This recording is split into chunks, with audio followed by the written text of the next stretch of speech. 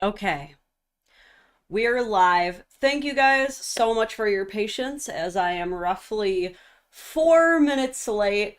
I tried to let you guys know in the chat that I would be a little bit tardy because I was on the phone with my mortgage lender, and I am happy to announce your girl's been fucking approved for a mortgage. Okay, I'm not moving. I'm just getting a mortgage on the land contract we've had. So not like immensely climactic, but this is really exciting for me. And to give you an idea, I will just start the stream with a little bit of Dadvocate lore. Okay, because back in look, when I first met TJ 10 years ago. We weren't shit. Okay, I'm just gonna say it. I was a waitress with like $1,000 in debt, and all of my worldly possessions fit in like a four-door sedan if I had a car at the time. And TJ was a single father who had just completely given up his entire life to move across the state to be as close to his new son as possible, giving up his friends, his family, his job, his support system, all of that. So he too was a brokey who also had his own debts. Okay? So for a long time, TJ and I have been trapped in renter hell. I'm sure so many of you can agree. It is the most annoying ass thing where you're paying like 12 to 1500 to some of you up to like $2,000 a month to rent a building, but all these mortgage lenders are like, but you can't possibly afford an $800 a month mortgage. It's so stupid. So we start renting the house that we're currently in, maybe like 2017, I want to say, is when we started. And we have a pretty cool landlord. You know, he loves our chocolate lab, Parker. He says that he's raised chocolate labs his whole life. And then after like 2 or 3 years of renting from this guy, he casually mentions to us, when you guys are done renting, I'm probably just going to sell the place. And we were like, we kind of made, I think we made like an offhand comment of like, oh man, like I wish we could buy it, but like our credit sucks. Because at the time, our credit was like, we both had credit scores in the 500s, dog. It was not cute. But this man, literally, bless his heart, because you never hear about people doing this unless he's literally like your direct blood relative, like your grandpa. He says, well, you know what? You guys are a really good fit for the neighborhood. Every single time I drive by, I see you hanging out with all of my old neighbors. They all love you. I want to offer you guys a land contract. And he did. And so in 2020, we acquired a land contract for the house, and it significantly reduced our monthly payment. And we were able to fix our credit and improve it exponentially. And now we are finally at the point where the mortgage has been approved. It's all ours. The equity is all ours. And the most beautiful part is the house has like appreciated almost double its value since we first signed this land contract. So, dog, I'm not going to call it a complete rags to riches story because TJ and I are not probably modern day society's definition of rich, but considering I come from a Slavic immigrant family that grew up in Detroit, and all I ever hoped for in my life was a one-bedroom apartment where I could hopefully afford a portable gaming system and a bookshelf, this is wealth to me, guys. This is a big win in the Dadvocate world. Thank you guys so much for the congratulations. I'm like, dude, we gotta celebrate. This is awesome. I'm so happy about this. Okay, and we needed to start the stream with some good news because we're gonna be covering some redonkulous stuff today. Okay, if you did not catch the title somehow, Today's theme of the stream is, y'all, I may have found the wildest partner shamer since Wifestrike. We have met Wifestrike Part 2 Electric Boogaloo, and it's gonna go down. Okay, we are gonna see some things. If you don't know what I'm talking about when I discuss Wifestrike, if you're probably by now familiar with my partner shaming series. If you're not, you can probably guess what it entails from the title. Okay, since 2021, I have been covering people who shame their partners online, and it tends to follow a very stereotypical trope formula. Okay, it goes: person secretly records, films, documents something embarrassing or cringy or negligent that their partner is doing. Most of the time, their partner has indeed done something off, okay? But is it our business? Is generally the question. Step two is usually some kind of consequence. Either they didn't know that it would become extremely viral, they didn't realize that their partner would become flooded with hate and vitriol, or in some cases, people have lost their jobs, become punished within their military branch for these videos, or we've seen people completely break up over it. Then phase three of partner shaming is what I call the "just kidding, we're fine" video, where the original partner shamer who put this person on blast for us all to make fun of and was relishing in the validation and criticism that their partner received now decides to say, guys, stop. Like, this is what all marriages are like. And like, if you're judging us, it's probably because you've just never been in a marriage before, because this is just how it goes. And like, we're fine. Honestly, he is such a sweet, amazing guy, an awesome father. And the only reason this even blew up is because you guys are crazy. This is all your problem. I had nothing to do with this. A tale as old as time. Sorry, cat hair. You know how it goes on this. And the wildest partner shamer that I have ever covered, and I have an entire YouTube video on it called Dadvocate vs. Wifestrike, was a partner shamer who made her entire platform about shaming her husband, and it did indeed result in a complete divorce. Like, to this day, they have parted ways. I've covered quite a few partner shamers since then, but it's become less and less. I honestly believe that we have culturally misappropriated partner shaming. Like, I think that we have genuinely, collectively, made it uncool because men and women have united over this, that they don't like partner shaming. They do think it's cringe, you know? So I've been seeing less and less of it, but today we have another account entirely dedicated to the art of partner shaming. So before we get into it, I'm going to do my typical little introduction as well as some housekeeping when it comes to these streams. So first of all, I'm Lauren. Welcome back to another Dadvocate stream. We do try to keep these streams as audio only friendly as possible. So while we are going to be reacting to a lot of videos, and for this stream in particular, I might encourage you to watch them, you don't have to. I will do my best to visually describe to you everything that's happening on screen so that if you're listening to me while you're at work, stacking boxes in the warehouse, taking your dog for a walk, or lifting weights at the gym, whatever you're doing, you do not have to feel like you need to be glued to your screen. You can kind of enjoy this podcast style, right?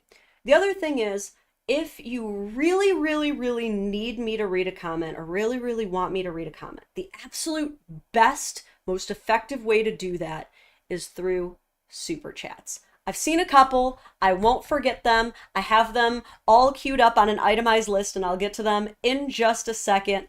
If you cheer through Twitch, it will also show up on screen, but I'm probably not going to read it. I'm so sorry. I apologize. If you do want me to read something that you've said through Twitch and not through YouTube, the best way to do that is by going and hitting the donate button, sending it directly through PayPal, and then it will actually show up on screen and a robot will read it, in fact, because I haven't changed that setting yet. So I also do read plenty of other comments that you submit that are not monetized, that you simply typed out for free. So don't feel any need or pressure to give me money, but I do definitely appreciate it. As some of you know, I just spent $600 at the vet recently on my rescues. So look, I'm not going to say no, but don't feel the need to give me your money either. Okay? It's all chill around here. That being said, let's demonstrate how the super chats work by reading the first couple that I've already received. Thank you guys so much. Before we get into it, Samantha Cusland, you are the first super chat of the day. Love you, Samantha. Says, I hope you get a decent interest rate. I think mine's pretty good. What do you guys consider to be a good interest rate? And then after you guys tell me what is a decent interest rate, I will tell you if I got a good one or not. I genuinely don't know. Christine Jones. Christine Jones is one of my favorite people because she is a Dadvocate hater to lover convert. Like, Christine Jones used to hate my fucking guts and used to come into my comments and like just shit all over me, and somehow, some way, I have completely converted her into being one of us. Like, talk about a rags to riches story. Christine is my riches now. I love you, Christine. Thank you for the 20 and for your popcorn emojis. Popcorn will be needed for this one. Trust me. And then Ein Kartoffel. I don't think I've ever seen you in the chat before. Welcome aboard. There's no message here, but thank you for the AUD. And I think it's important to tell you that Ein is my favorite character in Cowboy Bebop and perhaps any anime of all time. She is so wonderful. I'm a little bit sad that they did not include her in the Cowboy Bebop integration into Fortnite recently, but if you look, there is like a backpack that features Ein's face that I believe you can unlock. At least that's the rumor. I hope it's true because the Ein and Ed combo is amazing. Actually, yeah, I meant to say Ed was my favorite character, but Ein is part of the package. Gus, thank you for your super chat. Says, can't watch the live today, but I sent another email. I will check emails at some point today and tomorrow. It's been a busy time, but I'll get back to you, my friend. Phil, thank you for your super chat. Says, did you see that Casey Anthony is an influencer? Okay, yes, and I cannot get triggered like this right now. I get so viscerally violent. When I saw that, y'all, I have the most creative writing ideas for what I would do to Casey Anthony if I ever saw her in public. I would go completely batshit crazy. I can't even lie to you. I would lose my mind. I would go to jail. I would bite off her eyelids. I'm not even gonna lie. Don't ever let me run into Casey Anthony. It really can't happen because my kids will never see me again. So someone just make sure it doesn't happen one way or another. Yeah, no, Casey Anthony, no. We're gonna end it right now. I'm already triggered. Okay, as far as mortgage percentages, Librarian, mine is 2.75. That's really good. Oh my God. We had 0.x to 1.5 around 2000. Okay, I know. Everyone's like, Ina's the dog. Okay, I corrected myself. 2.3, 6 is a rough IMO, 6 to 8 is a bad interest rate. I would say that mine is a mid to bad then. Mid to bad, but eventually we'll be able to refinance. Okay, it's my very first mortgage. So, mid to bad for me. But, we got it. The monthly payment really isn't that bad. The amount that I had to finance is not that bad. So, Not too bad. Yeah, mine would be mid to bad then. Mediocre, probably, is what mine would be. Anyway, now that we've got all that out of the way, let's jump right into business with today's theme of the stream. We've got Wifestrike Part 2 with our partner shamer of the year. Let's get right into it. This is the first video that I saw of hers. This was my introduction to our partner shamer who goes by Lindsay. So for those of you who are audio only, we've got a woman on screen and the text overlay says, "This is what happens when I take the afternoon off to go do my nails." What's gonna happen? What happens when I take the afternoon off to go do my nails and leave the kids with their dad? Can I tell you, I was so disappointed when I walked in last night. The house is pretty gross. There is literally trash all over the floor. It is pretty bad. Take a nap yesterday because he told me he wanted to help me clean when I went to my nail appointment. Bitch, he didn't do one fucking thing. The house was fucking worse than how it was when I left. I asked him why he didn't pick up anything and he told me that the kids didn't let him. Okay, so how the fuck am I doing it right now with the kids in the house? How am I able to clean with the kids around me 24/7 and you can't do that shit? I'm honestly getting so tired of his excuses, and this is not a satire. I wish it was, but this is my reality, guys. And the reality is that he does not help me do shit. And yes, he is a great provider. I don't have to worry about any bills, but if he's with me or not, he'd still have to be a provider. Apparently I'm a fucking maid here, so he gets to be the provider and not do shit. Yes, I don't care exposing my business out there because everyone thinks he's so fucking perfect. He paints himself as the perfect man. And I'm also a stepmom, so I do have to take care of my stepchild when it's his turn to get her. I just feel like I'm not getting anything in return here. I honestly don't know if this might be a deal breaker for me. This is what happens when... Okay. So, this is our introduction to Lindsay, our partner shamer of the day, possibly our partner shamer of the year. And basically, the quick context of this video is she is a stay-at-home mom. Not only is she a stay-at-home mom, but she is a stay-at-home stepmom as well. She has her own kid and, excuse me, she helps take care of his child that came along before she even came into the picture, which, you know me, I'm a stepmom. I have so much respect for step-parents who step up and help take care of a child that they weren't even there for the fun part in making. You know what I'm saying? So I gotta give respect where respect is due to the step-parents of the world who are really stepping up and doing it. And it seems as though she just wanted a day where she finally gets to get out of the house, get away from the kids, away from her primary duty, get her nails done, and her husband says that he wants to help her clean. Unfortunately, she says that by the time she came home, the house was worse than when she left it, so there really didn't seem to be any cleaning done, and she is incredibly resentful about it. Now, again, audio only crew, I cannot stress enough, there is trash all over the floor. Like, listen, I'm home all day with the kids. Okay, so I do know what this is like now. Both of my kids are school age as well, but even before then, I mean, like, this is pretty bad. Like, there's also just bags of trash all over the place. Like, there's a bag of trash just sitting there. There's food out, food all over the floor, trash all over the floor, empty water bottles everywhere. She's doing a good job cleaning it up. She gets the chairs up off the ground. She's cleaning it. He says the kids wouldn't let him clean, which I can see both sides of this.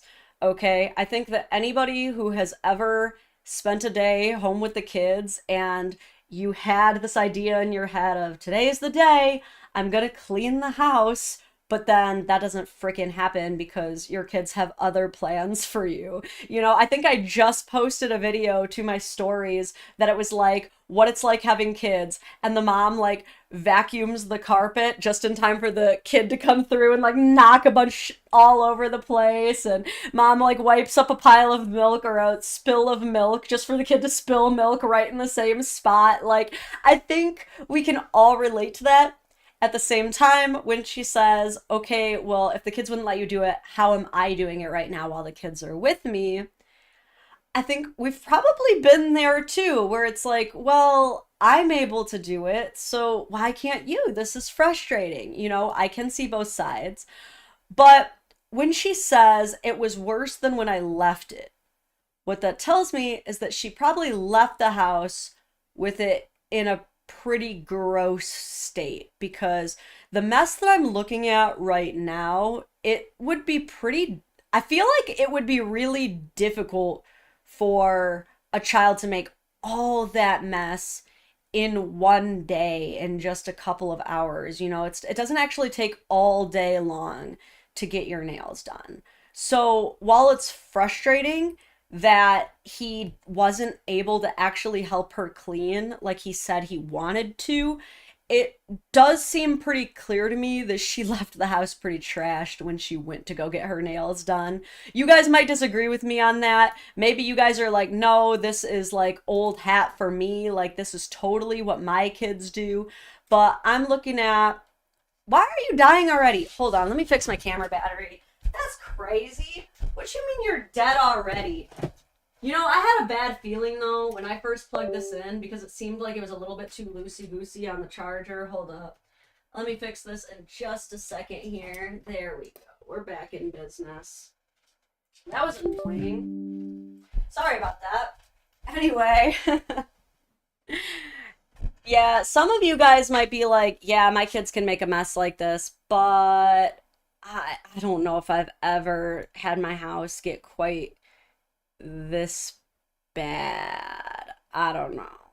It's pretty. And then the dishes, oh my God, those dishes are out of line.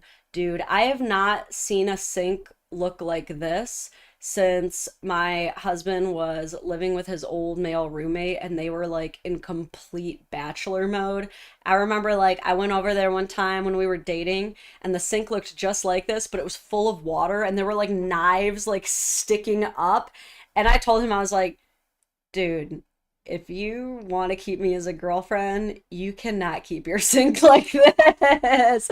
That's not even safe, dude. Like, what, you can't be having your kid around this stuff. Like, that's crazy. They reach their hand in to grab something, they're getting stabbed. Okay? That's not a morning's worth of dishes. I agree with you, Viennery. So, Samantha says, after Nurse Hannah, I feel people have normalized dirty house. There's a difference between dirty and cluttered. Oh yeah, me and TJ agree. It's like we can both get a little bit cluttered sometimes, but when it's dirty, like, that's bad. So I'm counting 2 kids in the home. It looks like we've got this little girl here who's maybe around like 2 or 3. And then I spotted a little boy who's about, I would guess, maybe like 5 years old. Okay, so 2 little munchkins, definitely capable of wreaking havoc. Definitely, like, I know when I'm at home with just my one daughter, when we don't have my stepson, she is very needy, very demanding, and like, mom, all the time. So I can understand some things falling to the wayside a little bit. But all that aside, we have decided now to put the man on absolute blast over it, saying that everybody thinks that he's perfect, and she is like sick of that because she feels like a maid, and also saying that this could potentially be a deal breaker for her. Now, that's a very serious thing to say online, okay? Or ever, really. Saying deal breaker, that implies that you are considering divorce. Okay, these are very serious subject matters. Like, in my opinion, I do not think that you should just be using the D word as an empty threat every time that you're frustrated. I think that it's the kind of thing that you bring up when you are like truly on your last leg. Like, this is your final Hail Mary to save the man. Not be the first mother in history who has felt taken advantage of, taken for granted, felt like because the man is the sole provider that she has to now do absolutely everything. And to stick up for the stay-at-home moms and the stay-at-home dads, I will say this. This is my opinion whenever there is a sole breadwinner, stay-at-home parent dynamic is, in my honest, full belief, if you are not earning any money, if all your bills are being taken care of by a sole provider, then yes, you are responsible for the predominant amount of domestic labor. That is my opinion. And this is coming from a person who, myself and TJ, have both played each of those roles. He has been the stay-at-home dad while I was the earner. That was a choice that we made when we first had my daughter because my career was taking off and I did not want to leave it. He already had experience as a dad. I could trust him as a dad. So it just made sense at that time that he would be the primary caretaker and I would be the earner. Now, even though I work, right? Like now I'm the main one at home all day and he's both working and going to school. So in my opinion, it is more my responsibility to take care of the domestic labor of the home, right?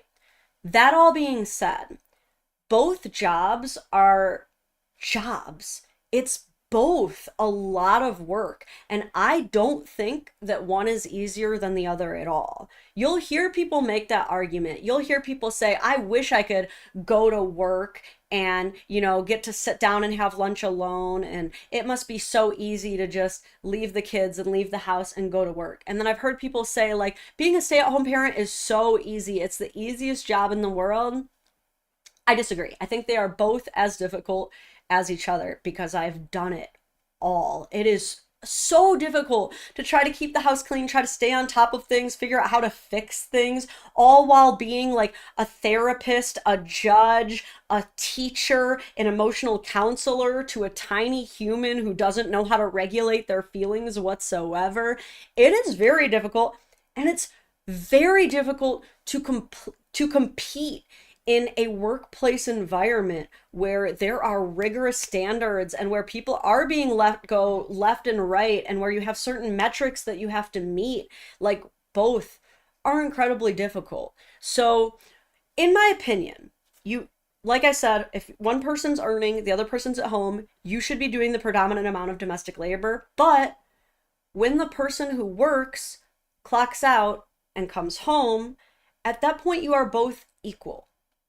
That's my opinion. At that point, you are now in the same role. So if that means that, the person who's working also has to pitch in and help out with a couple chores, that's obviously what that means. You certainly have to still clean up after yourself, okay?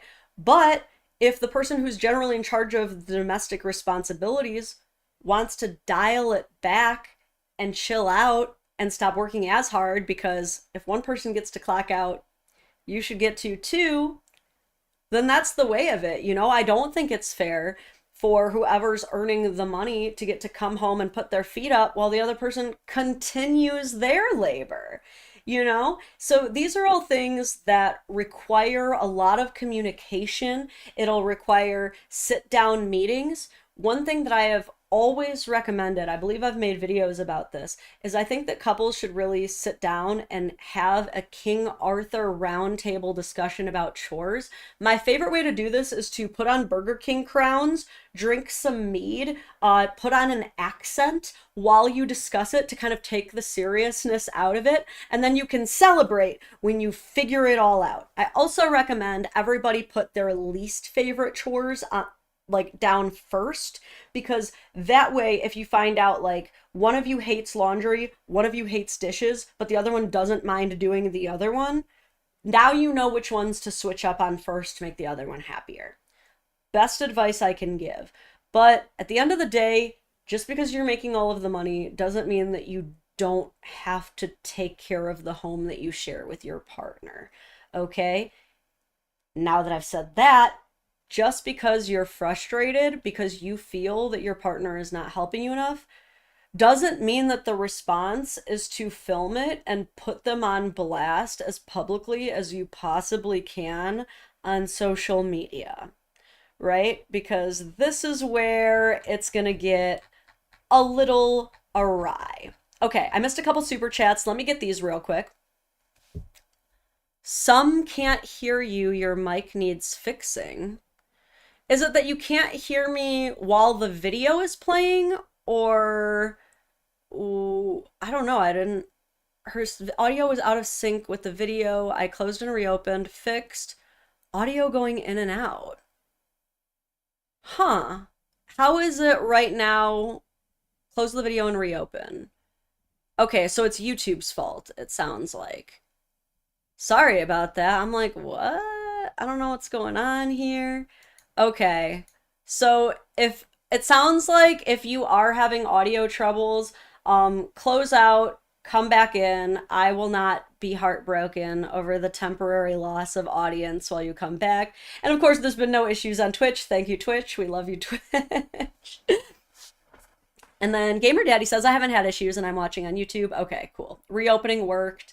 All right, so yeah, YouTube just decided to fart in my face, but it looks like the unfartening happens if you close and reopen. So we love to see that. Now, that was just the first video. Let me get back into the other one. Hold up. I had it in my iCloud notes, and it for some reason signed me out. So let me just get right back into that. Okay. We're so back, y'all. Okay. Yeah, thank you guys for the super chats helping me out with the audio issues. I love it when you guys all work together to keep this stream as good as it can be. Audio has been moderately bad for me. All right. Try, like I said, Scarlett, try closing out and coming back in. I need to move to desktop. Womp womp. Okay, YouTube sounds totally fine. Okay, cool. I also turned my volume up just a pinch on the mic in hopes that that helps. Okay, on to video 2 of Miss Lindsay. It says, as we look at, honestly, it's mostly to just clutter in this scene. There's like a flipped stool, a school bus, a couple errant toys, which is pretty normal in my opinion. The floor actually looks pretty well kept, but there is a totally open, greasy pizza box on the floor, which like, don't like that. And the text on screen reads, Day 1826, 5 years of being a single married mom. Someone asked me about this actually recently. It was Dad's Got Bars. Highly recommend giving at Dad's Got Bars a follow. He is a father who writes hip-hop rap songs about the experience of parenting. It's so relatable. It's awesome content. I'm such a fan of him. And he recently wrote a song about the single married mom phenomenon. And he actually messaged me about it, and he was like, had never heard of this term before. Have you heard of this term before? And I said, yes, I have. It is a term used by women who are married but feel like they're single because they feel like they are doing all of the responsibilities of if they were single anyway, but it's a pretty derogatory term. Like, I can't imagine there being any man or husband out there who hears his wife referring to themselves in such a way and isn't deeply insulted. It's a term that I think is fair to use if she truly is making all the money, doing all of the chores, doing all of the childcare, and he is just sitting around like a bum. That does happen. Just like it can happen where a man is earning all of the money, doing all of the chores, doing most of the childcare, and his wife is being a bum. Both things can definitely happen for sure, but it is really frustrating, especially because I've been in the position where like I'm literally making all of the money, and if I ever like at any point heard TJ refer to himself as a married single dad during that time, I would be so upset. I would seriously be so upset. Like, I would be like, okay, if that's how you feel, then like go actually be single then, you know, like then go really do it without my support and see if it's the exact same thing. I would be so pissed. So if you're going to use that term, like it better not be used lightly. And in her situation, so far, I don't know what the case is. She says that she doesn't have to worry about any bills. He's paying bills. But if he pays the bills and then just comes home and does nothing, he is putting himself in a very dangerous place. And men, please take this as a warning sign. If you make your only value in the home your paycheck, you're in danger because she can get that paycheck without you. If you're not providing anything else, she can leave you and keep the paycheck. So that is why it is very, very important to make sure that your paycheck is not your only worth in the home. Okay? I have to stress that thoroughly. Again, I don't know what the experience is in this home, but that's certainly how she is painting her husband to be. There's really no other way that the audience can take it if they take her videos at face value. Anyway, now that we know what we're getting into, let's go ahead and watch her video. Married mom and only I clean my house. I have been neglecting the house all weekend and this is how it looks. My husband / boyfriend does not help me clean, so this is why I consider myself a single married mom. Only I cook, I do all the chores, I wash everyone's clothes except for his. Other than that, I literally do everything else in the house. You know what the crazy part is? That the house isn't even under my name and I'm cleaning it. My babies live here, so I really don't care. I'm still gonna clean it. If have to pause here because we just learned a lot of information at once. She just said husband / boyfriend. So you're not married. So she's not married, okay? And she also just said that the house is not in her name. Ooh, okay. So that's a little bit dangerous, I will say. It's a little bit rough when you are the sole caretaker of a home, but you have no equity, no stake, no claim to that home whatsoever. I talked about how men put themselves in a dangerous position when they make their finances their only value. This is how women put themselves in a very dangerous position. When you are moving into another man's home and taking care of another man's home that you have no rights to, and you're not even married, that's a dangerous position to put yourself into. These are both very bad positions that both of these people are putting themselves into. Now, she's also showed us that she has not really been taking care of the house all week.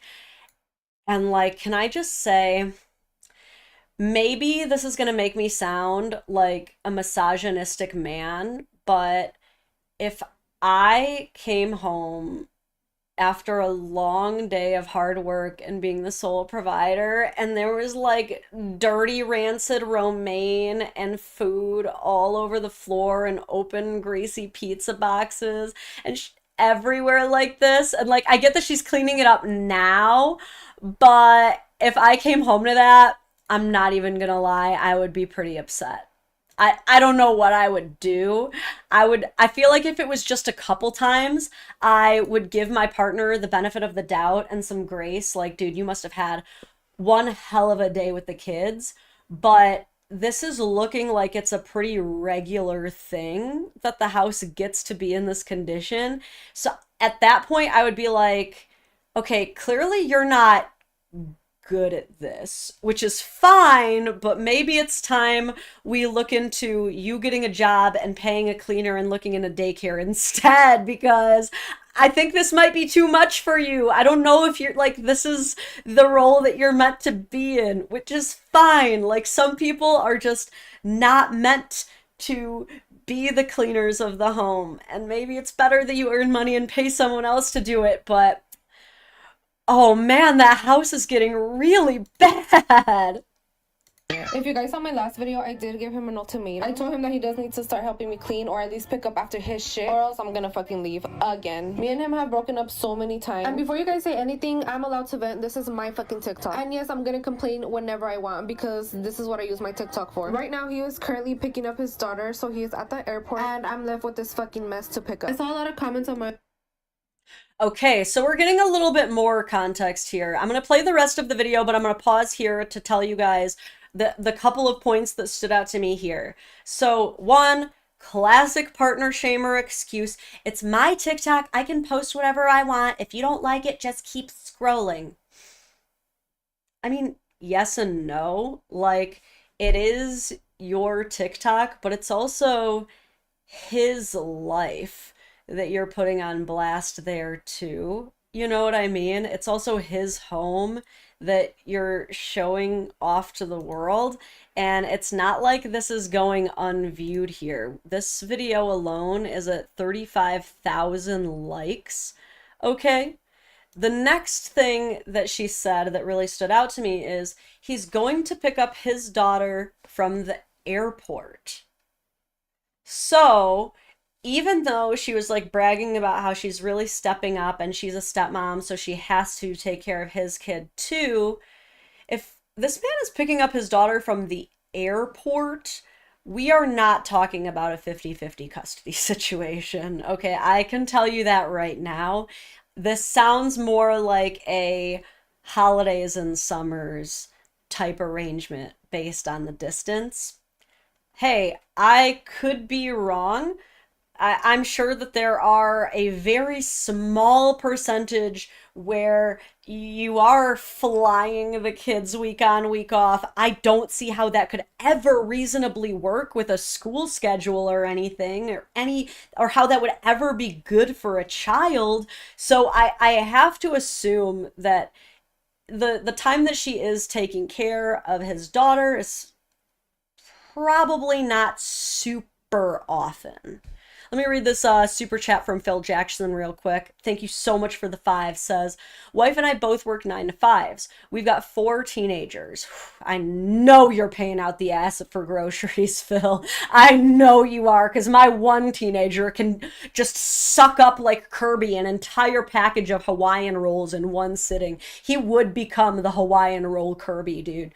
Says, we pay our niece to clean 3 days a week. It's been a lifesaver. 10 out of 10 recommend. Dang, 3 days a week? Y'all trashing the place. Back when I was paying for a cleaner, I could only afford it like once a month. Man, now I'm at a point where like we'll pay a cleaner to come through and deep clean like maybe once every 2-3 months to help out around the house, and I still try to avoid it. Dang, that's quite the commitment, but I don't know. That good for your niece. That's awesome. Okay, let's finish out this video. Only 1 package of Hawaiian rolls, Aaron says. He's like, that's rookie numbers. Wait, uno mas super chat before we watch the rest of this. Creatures of Darkness, thank you so much. If I ever get lucky enough to have a wife, I hope she's like you. Take care. Aw, I will warn you though, I definitely am not without my flaws, okay? TJ does have to deal with some shit. For example, at night, I get really sweaty, and in the early morning, I have what TJ calls the witching hours, where I just completely rip ass. So, just so you know, like, I'm not perfect. Other video that I should talk to him about him picking up. Guys, I don't know how many times I've told him to pick up already. We've had this issue since the beginning of our relationship. Every time I talk to him, he tells me, okay, he's gonna help me. He helps me for a couple weeks, and then it's back to the same thing. It's just a continuous cycle. Anyways, back to being Cinderella. Damn. Okay. So it sounds like she is at the point, and this is so similar to the Wifestrike videos, which the Wifestrike videos where she made an entire account called Wifestrike, and she was essentially going on strike from cleaning and recording how the house would like fall into disarray over the days and the course of days that she was just going on strike and refusing to do her job, essentially, or at least her part of the job, right? I'm not saying it's the woman's job to always clean the house or anything. And listen, I will actually say this. I do support a strike. Whether you are the man, whether you are the woman, if you feel that you are being completely taken advantage of and you have vocalized these concerns again and again and they're just not hearing you, I think it is 100% fair to go on strike so that they can get a hard-hitting visual image of what it looks like to go without your labor so that they can finally understand it. Like, some people truly do not know what they have until it's gone. That said, that strike does not need to be our business. The entire internet does not need to be privy to your issues, because all we're gonna do is make it 10 times worse. I promise you. There has not been a time in history where a woman has come on the internet talking about how my husband ain't shit, and people came in the comments going, have you considered really working with him? Maybe he's overwhelmed. No, there is no positive intent. None of these people are able to see the behind the scenes of the sacrifices he is making or the good things that he is doing for you. All we're seeing is he doesn't help you at all. You are suffering. He leaves you in the lurch. He ain't shit. We hate him. That's all we're able to see. So we can't help you, girl. At the same time, I think a lot of people fall into this cycle that can be so annoying where you're like, please, please do this or stop doing that. And they go, okay, bet. And then you get like 1 week of it and then they're back to their old ways. I think every single one of us, man, woman, whatever, has experienced this. And it is very frustrating to not be able to get that consistency that you are begging for, especially if all she's asking is like, just clean up after yourself. That, to me, I will say, is the bare minimum. Whether you agree, I'll earn all the money, you do the most of the housework, it's ridiculous to say, I earn all the money, you pick up after me like I'm a baby. Like, that is ridiculous. You do have to clean up after yourself, at least. But should this all be our business, okay? Because I'll give you a cursory look at the comments after I read Caleb Black's super chat. Thank you so much for the 5. Caleb Black says, Lauren, no guy wants perfect. We just want someone who doesn't hate us and has our back when we need it. Then I am nailing this wife thing. I do not hate TJ, and I will definitely say I have that dude's back. I am literally the Dadvocate because of this man, so I definitely have his back, and he has mine. He has mine. Yeah, let me show you guys some of these comments to give you an idea of what our brother in Christ is dealing with here. Single married mom life, tired mom. May a love like this never find me. That one you'll see every single time in the comment section. And the crowd is confused. Wait, as a stay-at-home mom, what are we doing if we're not cleaning after our family? I'm so confused. Wow, okay, so this person's coming in and actually being like, wait, aren't you supposed to be doing that? Had this issue since the beginning of our relationship is the key statement. We have to stop falling in love with what we hope they will change into and work with what we already know. Okay, so we're actually getting some decent advice here in the comments this time. Leave, he won't change. Girl, just have him hire a housekeeper. I don't know, though. That would piss me off. If I will say, if I'm earning all of the money and I come home and TJ has the house completely trashed and goes, can you just hire a housekeeper? I would be so mad at him. I would be like, okay, but then you're going back to work.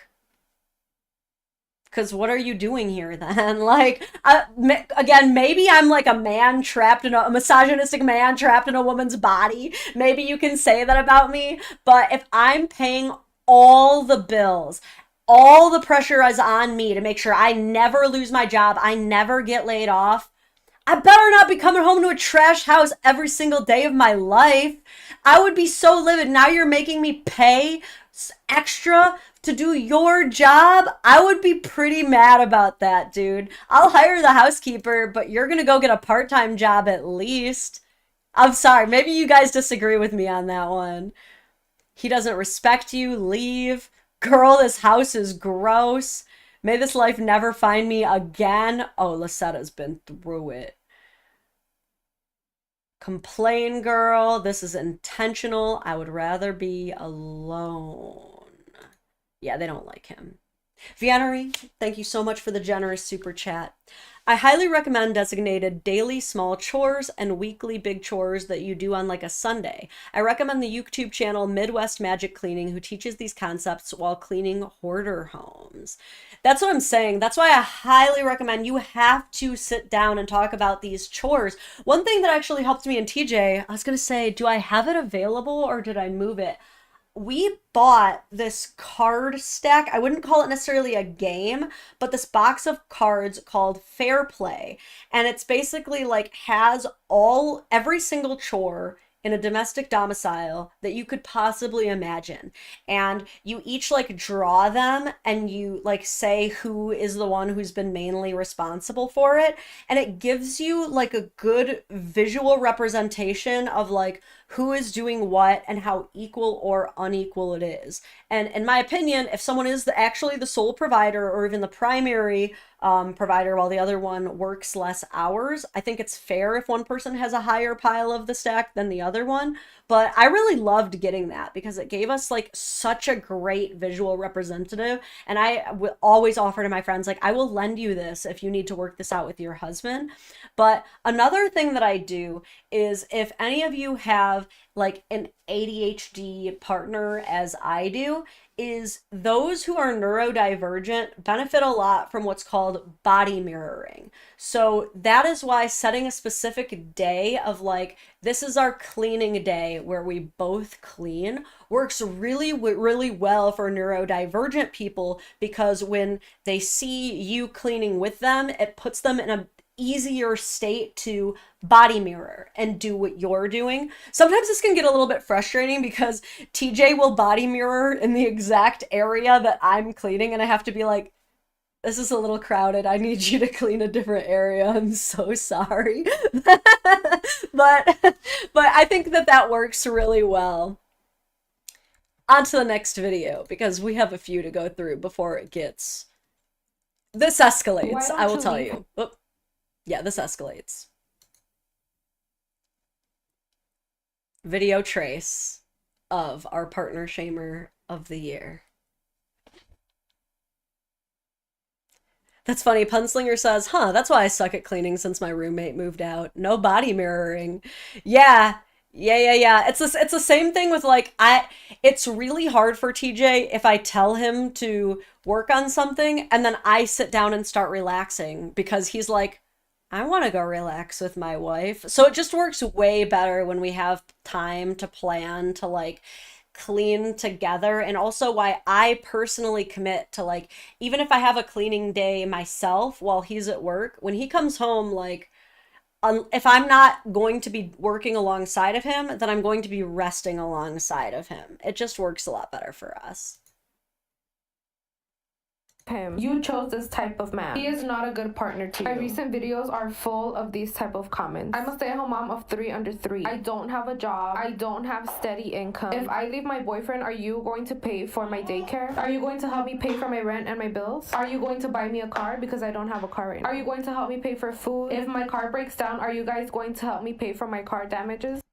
So now this is not exactly equivalent to our typical just kidding we're fine video. But after just a couple of videos of her being the one who's like, my husband sucks, sorry, my boyfriend husband sucks and ain't shit and doesn't do anything, and I've given him an ultimatum and I'm considering leaving him, after her herself putting all of that out there and saying all of that, she is now mad at the commenters who agreed with her, saying things like, what? How am I going to leave him? Are you going to pay my bills? Are you going to pay for all this and this? No, girl, but you're the one who kind of involved us all in it. So why are you mad that we all have opinions? You could turn the comments off if you don't want us to have the opinions. Like, you partner shamers have all of the control here. You can control whether we even get a say or not, whether we get to see inside of your life. But when you post your shit publicly to the most popular social media website in the world, turn on comments, turn on shares, turn on downloads, what do you expect? Silence? No views? That's not what you expected. That's what you wanted. You wanted this, but now you're annoyed by it. A tale as old as time. Just no, you're not. And the reality is that a lot of stay-at-home moms are stuck in the same fucking cycle that my husband does not help me clean, and I talked to him about it already, and all he can say is that I work harder than everybody else. That's why I'm tired when I get home. Honestly, I just hear excuse after excuse after excuse, and I'm fucking tired of it. I literally gave him an ultimatum. I do want to know what he does for work, because that does matter. Like, when I did have an out-of-home job, it was not very physically demanding. I predominantly worked in like tech. I worked as a teacher, so it was not like a very physically demanding job. It was more mentally draining, which can sometimes be even more exhausting. I mean, your brain burns almost more muscle or more calories than like any other muscle in your body. So that can also be very exhausting. But if he's literally out there doing like intense blue collar work in like the burning like 90-degree sun, hauling ass, breaking his back, sore as hell, like, yeah, if you're working a job like that, you really just gotta sit for a little bit when you get home. It's and even in non-physically demanding jobs, like there have been some days where I came home from just the simple like mentally stressing jobs where I was like, I cannot do anything right now. I need to decompress. So there's a lot to be said for that too. And moms who are home all day also deserve to decompress. That's why you see the meme of like sometimes the mom is just like standing there with the kids when he pulls in the driveway and it's like, "Here, I need to go." You know what I mean? This is where communication goes such a long way. Like, send him a text and be like, "Babe, the kids have been driving me insane today. Like, can you please take them to the park when you get home from work, and then I'll put them to bed and give them a bath." Or if he texts and is like, "Babe, I am so freaking exhausted. I know that I said I would help you clean the house, but please let me catch up on it this weekend instead." Simple communication goes such a long way. Do not be afraid to communicate these things to your partner. And if your partner makes you feel afraid to communicate these things, you got deeper problems, quite frankly. But please tell your partner, like, please work these things out with them. If he does not change, then I am going to pick up and leave. TikTok is currently my only income, and oh god, this really is a Nurse Hannah house. I'm sorry. I am so sorry. I'm judging. Okay, if you guys don't know what I'm talking about with the Nurse Hannah situation, this was a video from a woman that went like super viral where she was like, "Come around the house with me to see how many dirty diapers we clean up by the end of the day." And by the end of the day, she picked up 17 dirty diapers that she had just errantly thrown all around her house. And as I'm sure you can imagine, there was a lot of judgment where people were like, "This is freaking nasty." But then I was actually kind of inspired because I started to see a different perspective on this, where women were showing a lot of grace and compassion. And they were like, 17 dirty diapers means 17 times a baby was taken care of and changed. And I was like, that's true. Sometimes life just like gets away from you while you're in the throes of motherhood, especially if you're like fighting postpartum and things like that, like postpartum depression. Like, it can be really hard just to live. And so I really appreciated that people were giving some grace there. But once we learned more about Nurse Hannah, which is an entire other arc of degeneracy that I might need to make a video on someday, it became a little bit less forgivable. And I will say, for the most part, like, I've never understood the need to take a dirty diaper and just leave it out in the open. Like, I guess not everybody can afford like the diaper genies and the diaper things, but it's like, You have a trash. You still have trash bins. Why are you just taking the dirty diapers and throwing them on the floor if you have three under three? You think those kids aren't gonna go open that up or like throw them at each other? Like, I really wish you didn't have to do that. I really wish it didn't come down to that. I will tell you again, maybe I'm a bad person for this, but if I'm coming home from work after a long day and I'm finding balled up, dirty, shit filled diapers all over my floor, I'm pissed. I'm pissed. I'm not gonna lie. I would not be happy.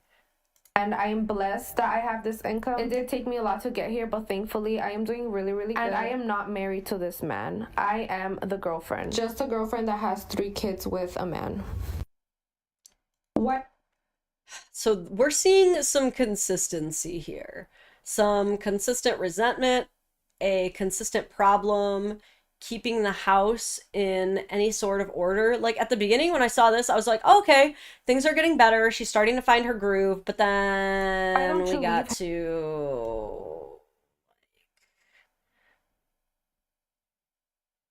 why are the clothes always all over the floor? And that's not just his. It's not like he is the only one coming home and leaving his shit everywhere. Like everybody is. I see her clothes in there. I see the kids' clothes in there. Like everybody is just throwing their clothes all over the place. No one even cares about getting it in. Food is constantly being left out. The dishes are not being regularly kept up with. Like we're always drinking water bottles, leaving those out. Food is always all over the table, all over the floor.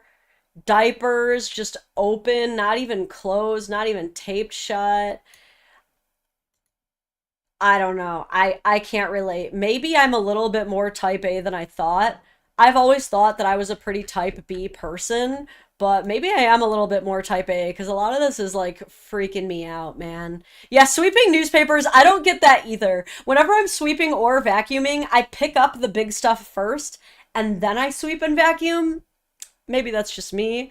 It's I'm also wondering like I don't know. I guess not everybody like cares to get married, but in this situation, like I said earlier in the stream, it is very dangerous to be a man and make your sole value your paycheck, and it is very dangerous as a woman to have baby after baby after baby with a boyfriend in a house that you have no claim to because he can kick you out at any moment and you will have nothing. Nothing. Just like she can leave you and make you pay out the a-hole for child support because she can prove that she's the primary caretaker and that all you are is a paycheck. So these people are both living very dangerously and very messily. Demise. I think demise? Probably demise. Demise. What's wrong with me? Thank you for the 5. Says, gladly clean for any girl, vacuuming, dishes, honestly hate dirt, night shift, but when depression hits, I don't care, nor can I find a girl that can see that. Aw, man, so you're basically saying, like, even though I work night shift, I would still happily clean up the house for my partner, but you're just having a hard time finding someone. You're not alone in that, unfortunately. There are a lot of diamonds in the rough, so to say. A lot of shining diamonds that are just left buried in the desert sand, waiting to be found. But I'm gonna go ahead and put some juju out there for all of you diamonds in the rough who are ready, literally ready to be a good partner. I'll actually tell you guys this really cute story. Before I met TJ, I was optionally single for a bit over 2 years, like almost 3 years. I had been had my heart broken and treated poorly one too many times, and I was ready to just find the value in my individuality and the value in solitude, and I just didn't care about dating. I was really happy with my life. I had potential suitors who were vying for my interest, and I turned them all down. I wasn't interested in dating. But shortly before meeting TJ, I started to feel a little bit in my heart and my soul like maybe I was starting to be ready. Like maybe I was getting to a point where I was ready to date again. And I remembered reading this article that was like, if you're ready to meet the love of your life, you should start making your bed every day as a symbol that you are going to be like ready for them to enter your life. It was like a kind of funny article because obviously it's like, what does this mean? Like, I've made come into my bedroom upon immediately meeting you. But they were saying like this will get you into the practice of like preparing your life's, I guess, vibes for to be ready for someone. And so I started making my bed every day, and like very shortly after that I met TJ, and now neither of us make the bed. We just don't find any use in it. So I just just a funny little story there. On to the next partner shaming video.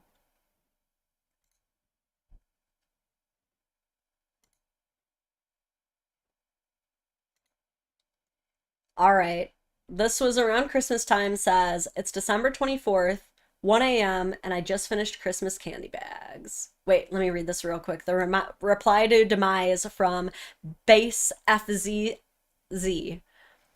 Demise is basically saying she picked him. We can't feel bad if she bent over this man 3+ times and gave him kids. LMAO. He's who she wanted. Wow, I didn't even think about it from that perspective. I see what you're saying here.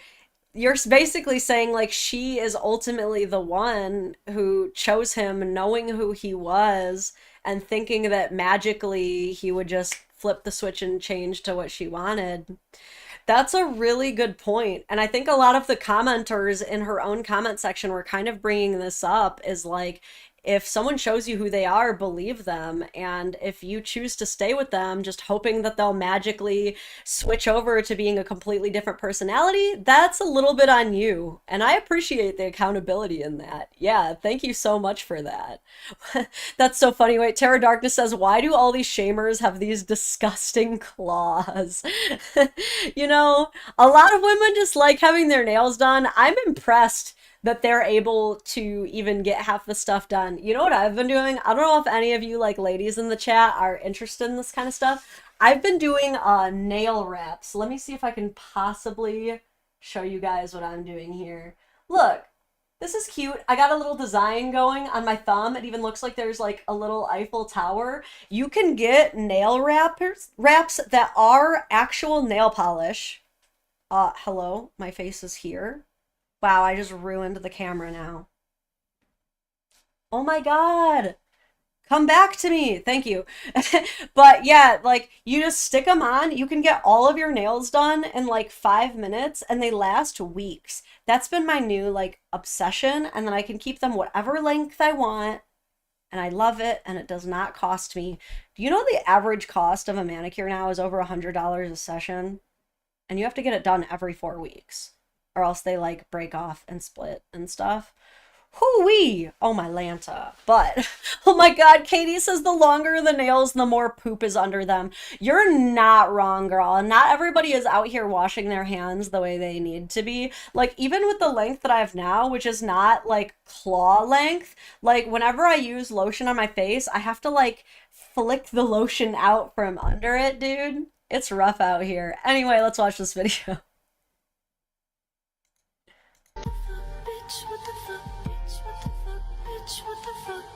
Okay. I still have to wrap all the gifts. And then we finally see the man of the hour. We finally see him. She is flicking him off as he sleeps on the couch. Confession time. Are you guys ready for this?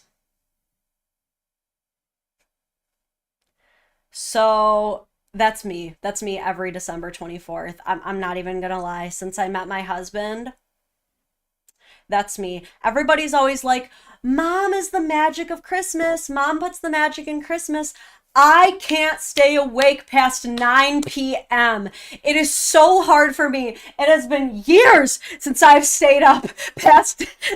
Okay, there have been a few times in the last few years that I've made it to like 11 p.m., but a girl is tired, okay? My typical schedule is like I am up hard by 5:30 to 6 a.m. every day of the week, and I am a sweepy widow baby in bed by 9 p.m. That is just the way my body works. I cannot stay up late till 2 a.m. partying. I can't hang. So, the way that Christmas works, this is just me and TJ, and it works for us, is I am typically the main present buyer. I go out and I find all of the right gifts for everybody, and I tell Santa what the kids want, and then Santa does his job, okay?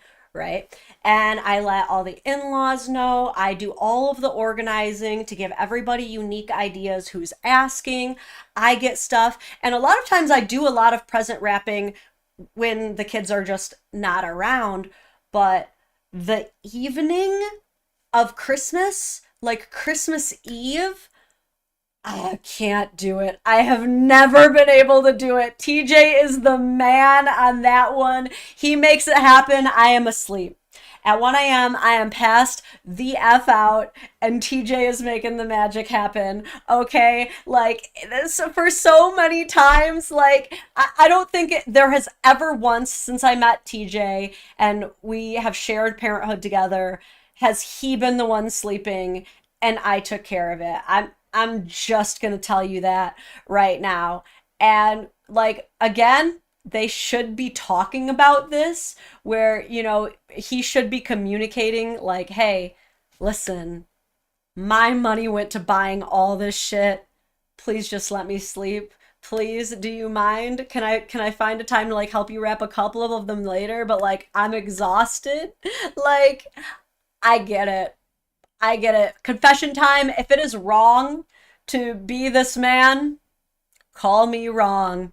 Yeah. No, oh my God, yeah, sorry. No, I'm not the one flicking him off. I'm the one sleeping. I'm the little baby sleeping I'm not even on the couch. I'm fully in bed. I got the blankets up on me. I'm not even in the room. Okay? So I'm him in this situation, and let me tell you, if TJ ever posted a video being like, it's December 24th, it's 1 a.m. Now here's the thing too. If it's December 24th at 1 a.m., you got time.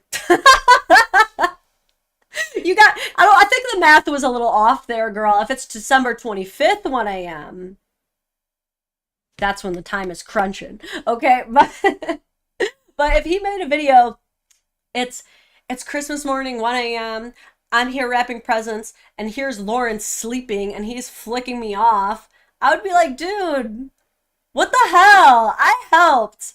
I feel like I've done a lot right now, okay, to make this happen. I played my role to make these holidays happen. Thank you for helping me, but don't be flicking me off on camera, dog. And that's the other thing, too, is now, this is where things really change. It's one thing. I have seen partner shaming accounts that keep everything anonymous. They show only the mess in the home, but no faces are ever shown, no names are ever revealed. There was this one that was really going around for a while that was like, messy mom talk, or something like Miss Messy Talk or something like that, where she complained about her husband, she complained about her in-laws. But the reason that I found it difficult to really have a problem with it was because no one knew who these people were. They were not identifiable whatsoever. She never revealed her name. She never showed her face. She never showed his face. Nothing. She never showed the outside of the house. It would be next to impossible to figure out who these people were. But the game changes up a little bit, not only when you show your face, so anybody who knows you knows your partner, but now you're showing his face. Now he's identifiable. And this was something that like Wifestrike had so much beef with me over, was because I pointed out the fact that like she's showing his face and she's like, no, I didn't. So I showed her the exact videos where she shows his face. I'm like, here he is. And here he is again. Like, you are showing his face. That does change things up a little bit. And like, consent is important. Okay? I'm sorry, but like, to film someone in their own house without their consent, whether or not you think that they are being an equal or effective partner in the relationship is doing them freaking dirty. And I think a lot of people in the comment section probably agree with her choice to do this, but me being anti-partner shaming, against it. Raven's good to see you, says good afternoon from Kalamazoo. You're only an hour away from me. It's been a while since I've been to Kalamazoo, but you guys have some cool events coming up. I might be back there soon. I'll let you know if I am. Yeah, we gotta check this. Someone come get this man. He's 50% off. Careful what you wish for, girl. Careful what you wish for. Comments, wake his ass up. I laughed so hard at the ending. Shave off that wannabe stash he got going on. So this is what I'm saying. Whenever they post the face, the body shaming starts. They start body shaming. Now, let me tell you, do you think this would pass the gender swap? Do you think if TJ did post a video being like, yeah, here I am wrapping presents and here's my wife sleeping, and people started being like, oh, what a big nose ass bitch or whatever, like, do you think that would go over very well? Because I think that he would get eviscerated, quite frankly. Scott Melville, thank you for your super chat. Impractical nails / partner shaming correlation. Yeah, there's a big part of that Venn diagram. Like, there's only little, like tiny little nails sticking out, little tiny crescent moons coming out from that Venn diagram. Lauren, do you really need to ask? I suppose I don't. Read a couple more of these.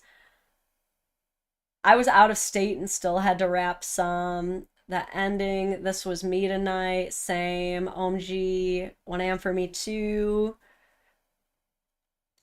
Okay, so basically the same thing. Everybody's laughing at him.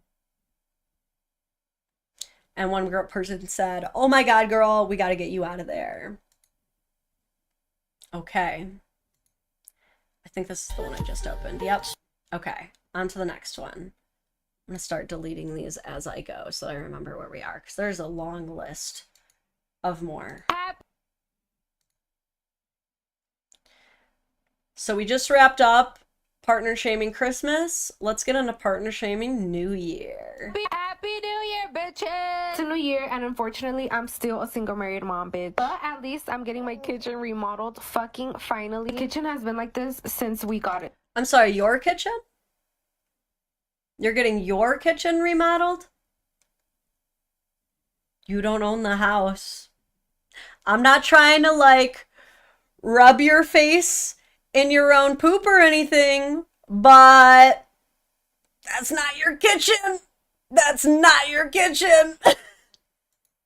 Got it. So 3 years ago. 3 years of nagging to this man to finally fix my kitchen, and it's getting done. And yes, my kids have not showered since yesterday. I'm low-key waiting for their bedtime so they can take a shower and go the fuck to sleep. And I am making a quick pasta because I don't know if tomorrow they're gonna come work on the kitchen. Low-key, the guy's been lagging it a little bit, but it's okay. So this is why I'm making this big-ass pot of pasta. Anyways, guys, I have so much goals for this year, including TikTok shop. I've seen girls that make $42,000 a month on TikTok shop, and the creator rewards program is not cutting it for me anymore. I can be making way much more on the TikTok shop, so I'm definitely hopping on that. And a little update on me and Edgar. So Bitchy basically told me he's gonna be a changed man this year. He's just telling me promise after promise after promise, and I'm just like, okay, well, if you don't keep your promise, I'm just gonna head out without a warning. And let's hope we don't get the stomach bug again, because I'm still fucking washing the covers full of shit and vomit. Okay, love you, bye.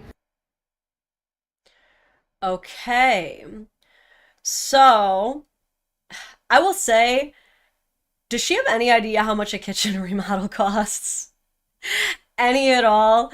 Dude, that is not easy to accomplish on a sole income. Like, yeah, if you're the only one making money and you're paying for 4 kids, because he's got the 3 that live with him and the 1 that's out of state. So I'm sure you know, if you have an out-of-state child that you share custody of, you are probably paying the maximum amount of child support too, which could be anywhere from as low as like $350, maybe, to as high as like $1,500. Not to mention, we don't know what the travel arrangements are. He might have to pay for those plane tickets too.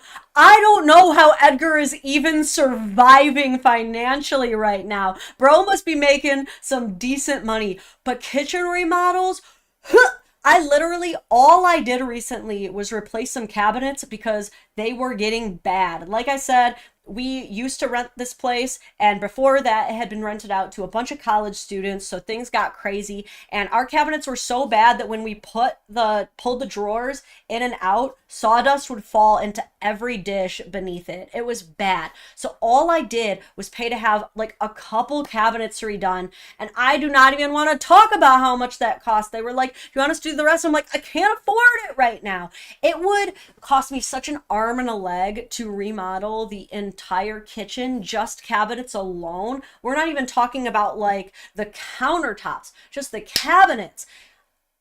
Girl, you have no idea. I want to know if she actually knows, like, because here's the thing, is she's talking about how much she's struggling with just what she's making in the creator fund, okay? Like, yeah, imagine trying to pay for a kitchen remodel off of that, which is probably like how much she gets to keep from the TikTok fund every month is probably more than the expendable, or sorry, the disposable income that Edgar is left with after all of the bills at the end of a month as well. And yet you expect him to just like remodel this, pay for this. Like, Edgar is not Superman either. Oh my God. Okay. Like that's a little bit crazy. The pasta does look like it slaps though. That looks damn good. Maybe I'm just hungry, but ooh, that looks good. Okay. So Edgar remodels the kitchen, and I got quite a few more for you here. It's going to be the whole stream is reacting to this partner shamer and the journey that we are on right now. So now we've got her again. The living room looks pretty good at this point. Just a couple little pieces on the floor, like that's natural. I'm not gonna like hate on that or anything like that. But text on screen says, "I'm just a puppet being used." Oh, sorry, gotta turn the volume back on. Ya le diste una, ya le diste dos, ya le diste tres y tu tiempo se acabó. Ese niño es muy tonto, es muy tonto. I don't know why I showed that, because I don't even know what this means. Oh, I think I did it just for the caption. Caption says, "I'll be out of here soon."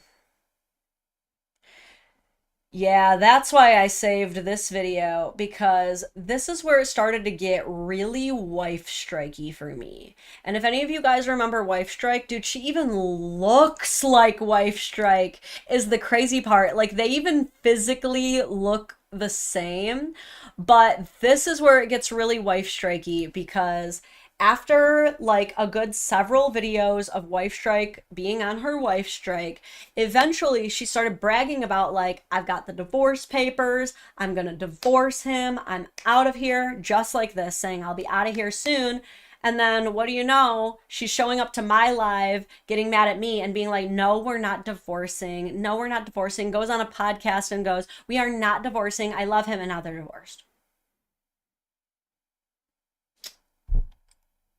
So I don't know. I will say, I don't think that there are very many women who would deal with a man who is constantly coming on a TikTok being like, "My wife doesn't do shit. I have to do so much to even keep this family together. My wife is a lazy slob. I swear to God, I'm gonna leave her. I will definitely be out of this marriage soon." Like, I don't know many women who would tolerate that, you know, but I don't know many who will ever have to tolerate it, because it's not cool when men do it, but it's cool when women do it. You know what I mean? Samantha, thank you so much for the super chat. Lauren, do not eat that woman's cooking. You have to cook meat separately. Uncooked meat has so many germs. You know, I was wondering about that. I was kind of like, I usually do the meat separate, but you know, maybe. That's so funny. Yeah, you would know too, Samantha. I feel like you make some bomb meals. Oh, Terra Darkness, just remember that you said that. Just remember that you commented that as we continue through these videos, okay? All I do is fucking nag on. I feel like I gotta turn this up. That she is quiet as hell in this video. I'm gonna turn it up temporarily for you guys, but remind me to turn it back down. She's just quiet. All I do is fucking nag on this app, but I don't give a fuck anymore. Edgar was eating ice cream in the fucking room, and he left it on top of a little drawer, and that shit was melting on top of the dresser, and I was like, alright, throw that shit away, boy. Like, why the fuck is it there melting? And he's like, hold on, I'm gonna throw it away. I'm still gonna go outside. It's 1 a.m. I came to fucking pee in the bathroom, and guess what the fuck I found? Why is it there? Girl, you left like 3 open, greasy pizza boxes all over the floor, and you're crashing out over a completely empty, dry ice cream cup in the bathroom?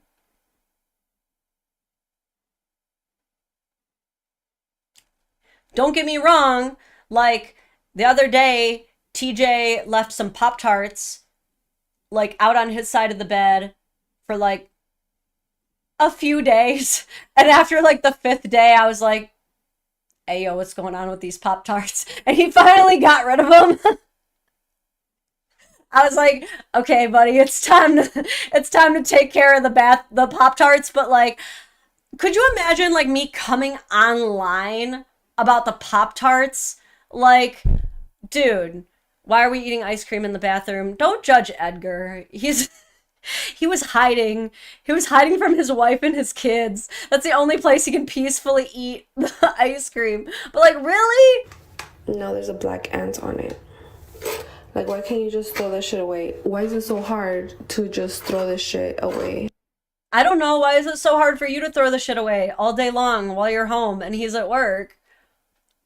Like, really? Like, the way we just saw your house over the last several videos?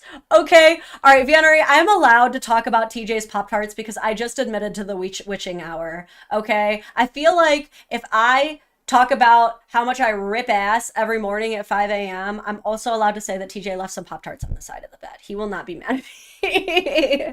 But, like, really? Shut the fuck up. And then she still takes care of it. This is the other thing. Listen, ladies, stop picking up after him. Like I said, I support a strike. I do.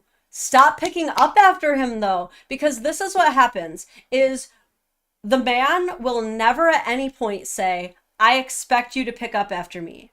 But the wife will be like super, super annoyed with every single mess that he leaves out. It's never on her time frame. So she keeps picking it up. And then she's going to come online and go, he expects me to pick up after him. Does he, or do you just do it?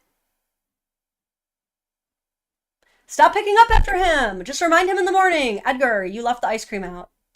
And then he will pick it up and throw it out. He will.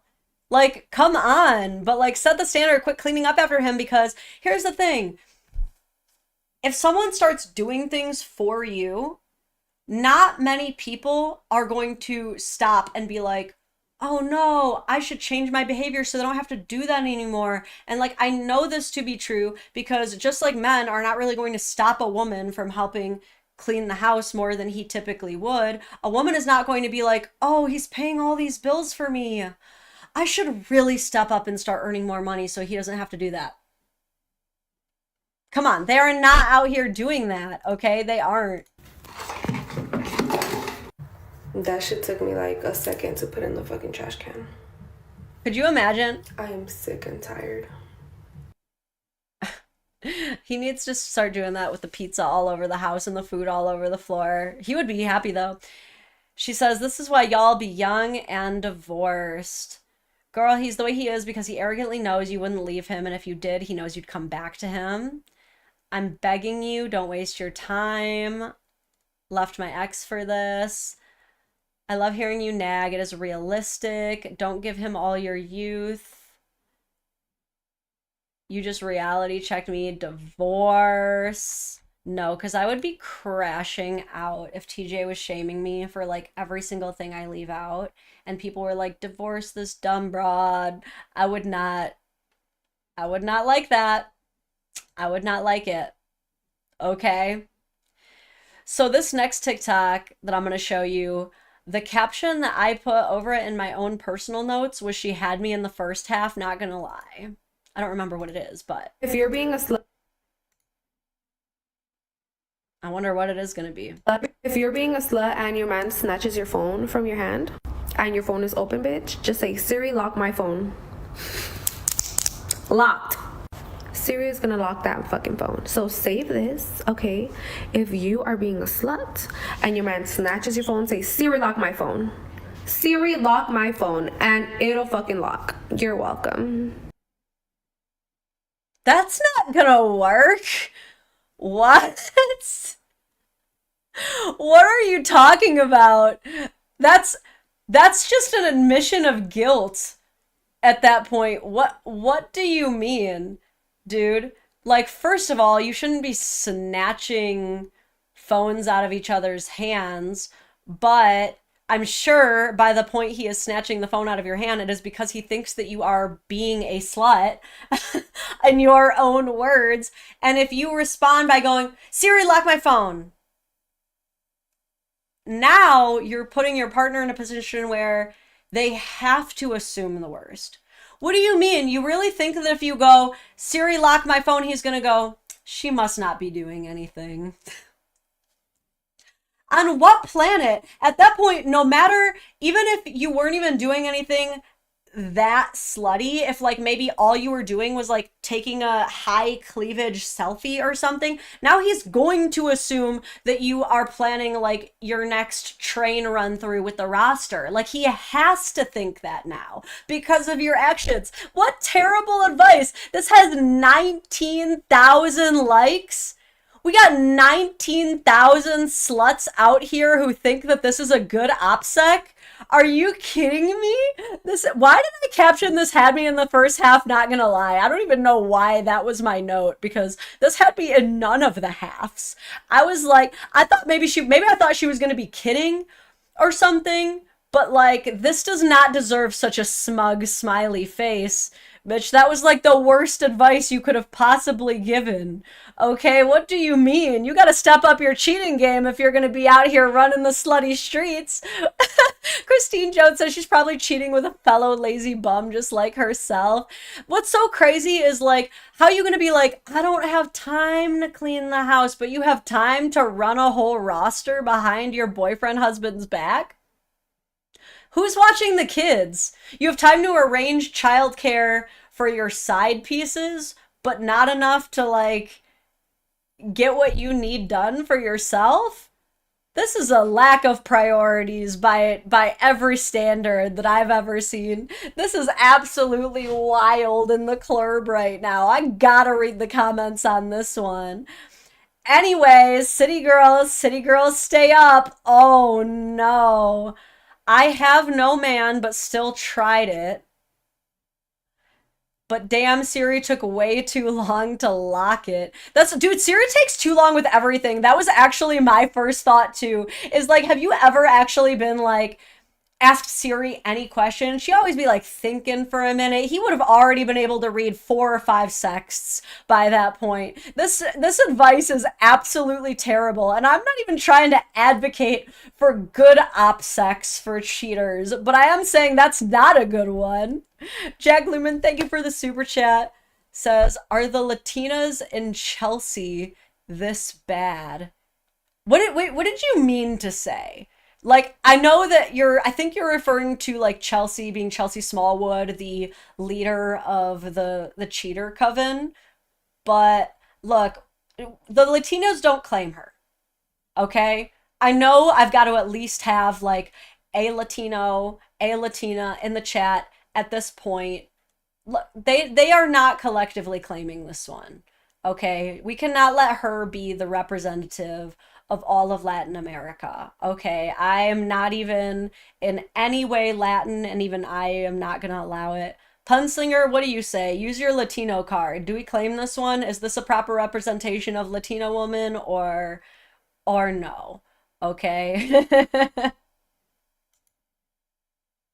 Oh my god, Dylan, that is exactly what would happen. Dylan says, cheating hoe. Siri, lock my phone. Siri, That's exactly what would happen. I'm sorry, I don't understand. Meanwhile, he's like already through 4 dick pics. Like, that's so funny.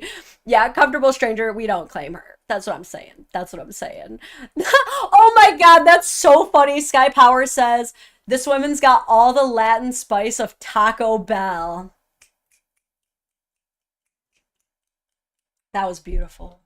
That was gorgeous. Comfortable Stranger says, I have 5 Latina sisters. None are like that.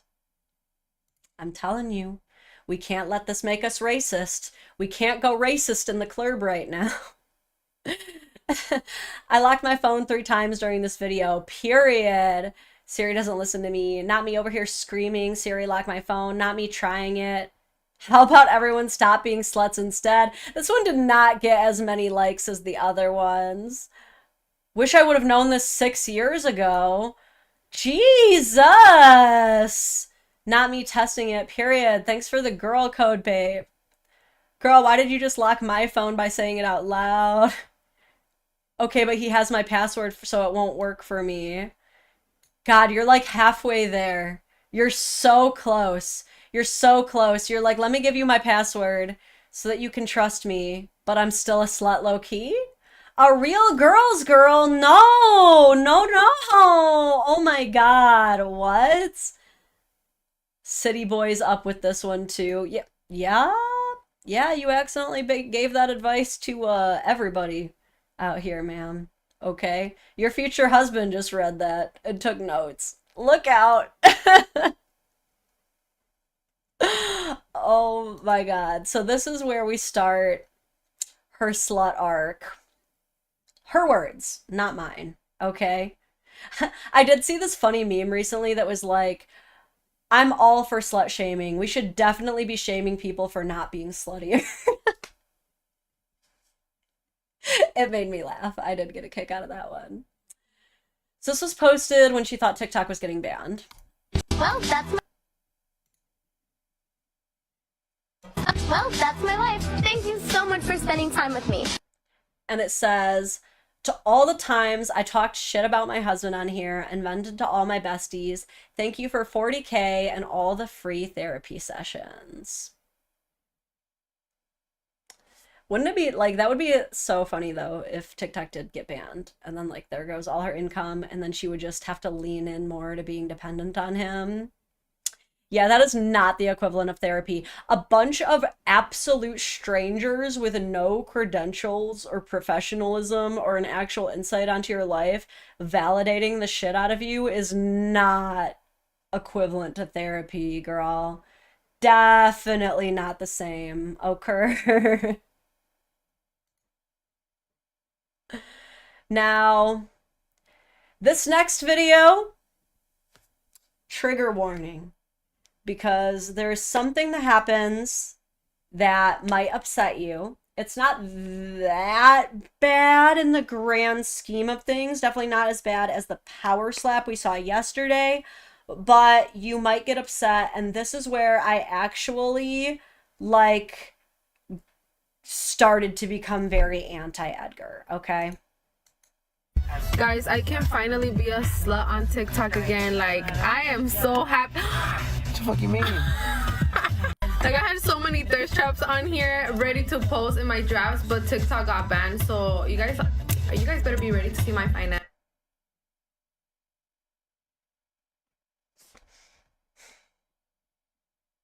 Now what the hell is this whole ass video? So this is just toxic. This is just a toxic as hell couple where, look, I have not been pro Edgar this video. I've been trying to give him as much of the benefit of the doubt without knowing his story, without getting to hear from him as I can, which is what I try to do in the partner shaming series. But I don't think that I've been necessarily pro Edgar at any point in time. But now I know for sure this is just a toxic couple that brings out the absolute worst in each other, that probably tries to trigger each other on purpose. And it's also like, What do you think is going to happen if you're treating each other this way? So she is getting now so fed up with Edgar for his part in the problems of this relationship that she's now trying to trigger him with insecurities by making all these videos and talking all the shit about being a slut. Maybe she actually is talking to other guys, whether she's actually doing it or she's just pretending to do it to trigger him. She is trying to trigger Edgar. She is trying to upset him. And now it's actually working because what the hell is Guys, this? I can finally be a slut on TikTok again. Like, I am so happy. I hate both of you, okay? I really hate both of you because, ma'am, Lindsay, why are you talking about being a slut in front of your kids? Yeah, I see that one of them is sleeping. Are they all sleeping? Or are you just talking this way in front of them? What if she's just resting her eyes and she can still hear you visibly? Okay? Like, not visibly, but like can still hear you, you know? And then, Edgar, why are you laying hands on your woman in front of your kids? Why are you laying hands on your woman at all? What is wrong with you? Like, I understand that she is intentionally triggering you. She is intentionally trying to piss you off. Why would you ever think it is okay to lay hands on her, though? What the fresh hell, Edgar? This is where I'm like, okay, I'm pissed off. I'm pissed off at both of you because, look, if this is what you guys think is cute between yourselves as adults, maybe she doesn't mind getting backhanded to the head every once in a while and she just thinks that that's normal or whatever. Shame on both of you for teaching your kids that that's acceptable. For putting this shit out there, memorialized on the internet forever, to show your future children that this is the way you raised them. Shame on both of you. What the hell?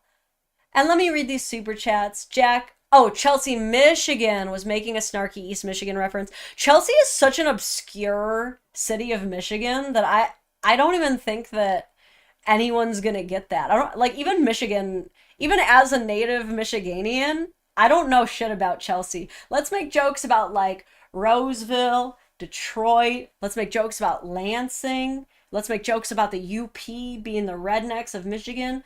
But I don't even know shit about Chelsea. I don't know anything about it. Arcion, thank you for the super chat. Plot twist, it's all fake. I love it. I would love that.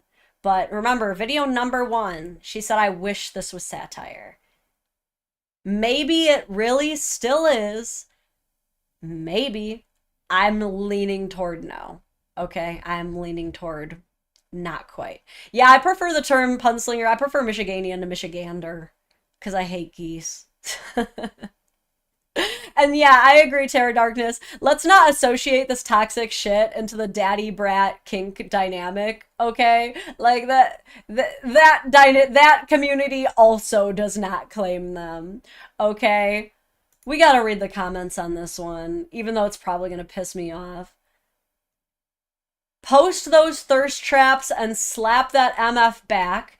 And this is exhibit 1 of how the comment section on TikTok is not equivalent to therapy because no therapist worth their license would tell you that the appropriate response to this is to post thirst traps as retaliation and then turn the DV into mutual DV. So that's not therapy. Okay. She says, girl, it's our time to post. Ha ha ha. I'm sorry, but like what?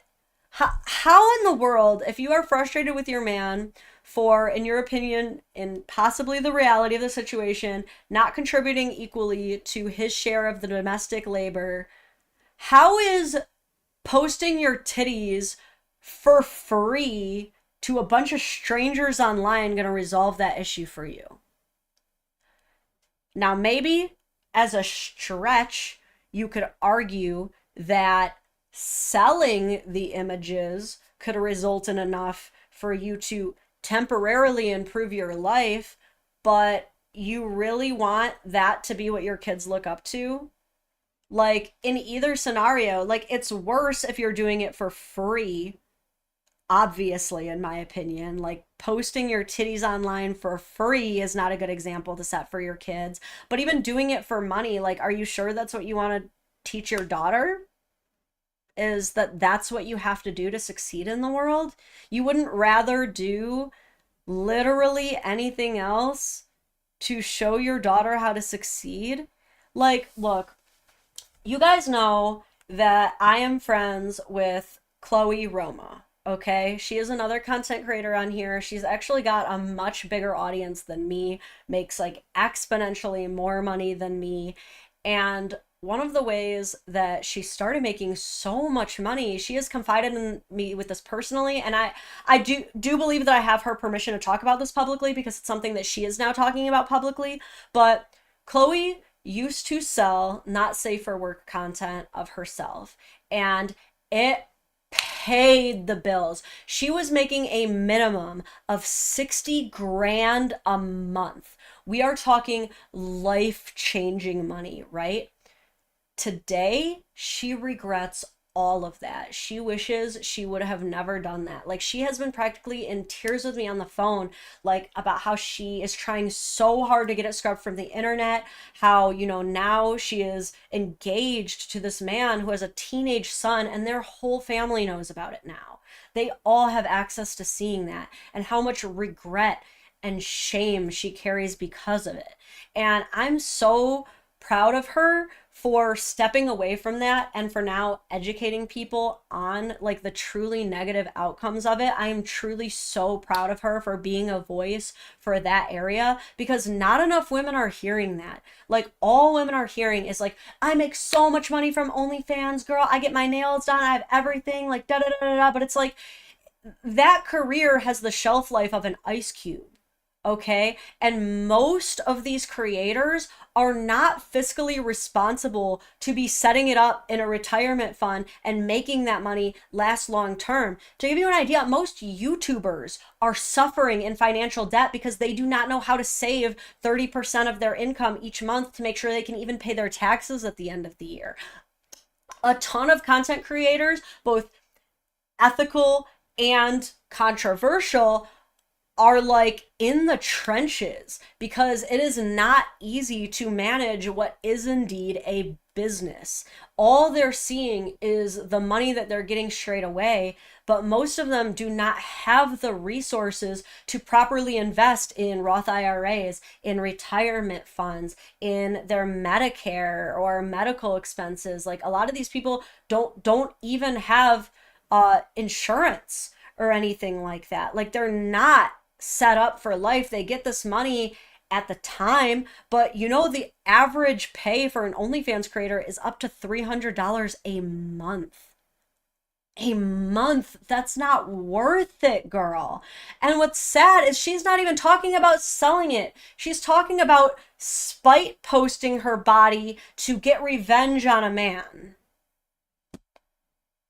Now, we can't be doing this. Like, you're not just setting a terrible example for your kids, but like, you're not setting a great example to the adults following your content either. And it's like really gross that we have so many people backing this up too. Like, what the hell are we doing here right now? Price says, damn, give me my 300. Dog. Dude, I don't even do the foot pics thing because from my experience, the same type of people that will pay hundreds of dollars for your feet are the same type of people who are going to get very unhealthy interpersonal connections with you to a point that it will become exaggerated and potentially become dangerous. I'm not saying that everybody who buys foot pics is going to pull an amaranth stalker and get a hotel right outside of like the walk that you take every day to like try and kidnap you or anything, but like, I am saying that the couple hundred that I could make selling feet pics is not worth leading someone on like that. Like, it's just not worth it. My opinion, y'all sell your feet if you want to, but slippery slope.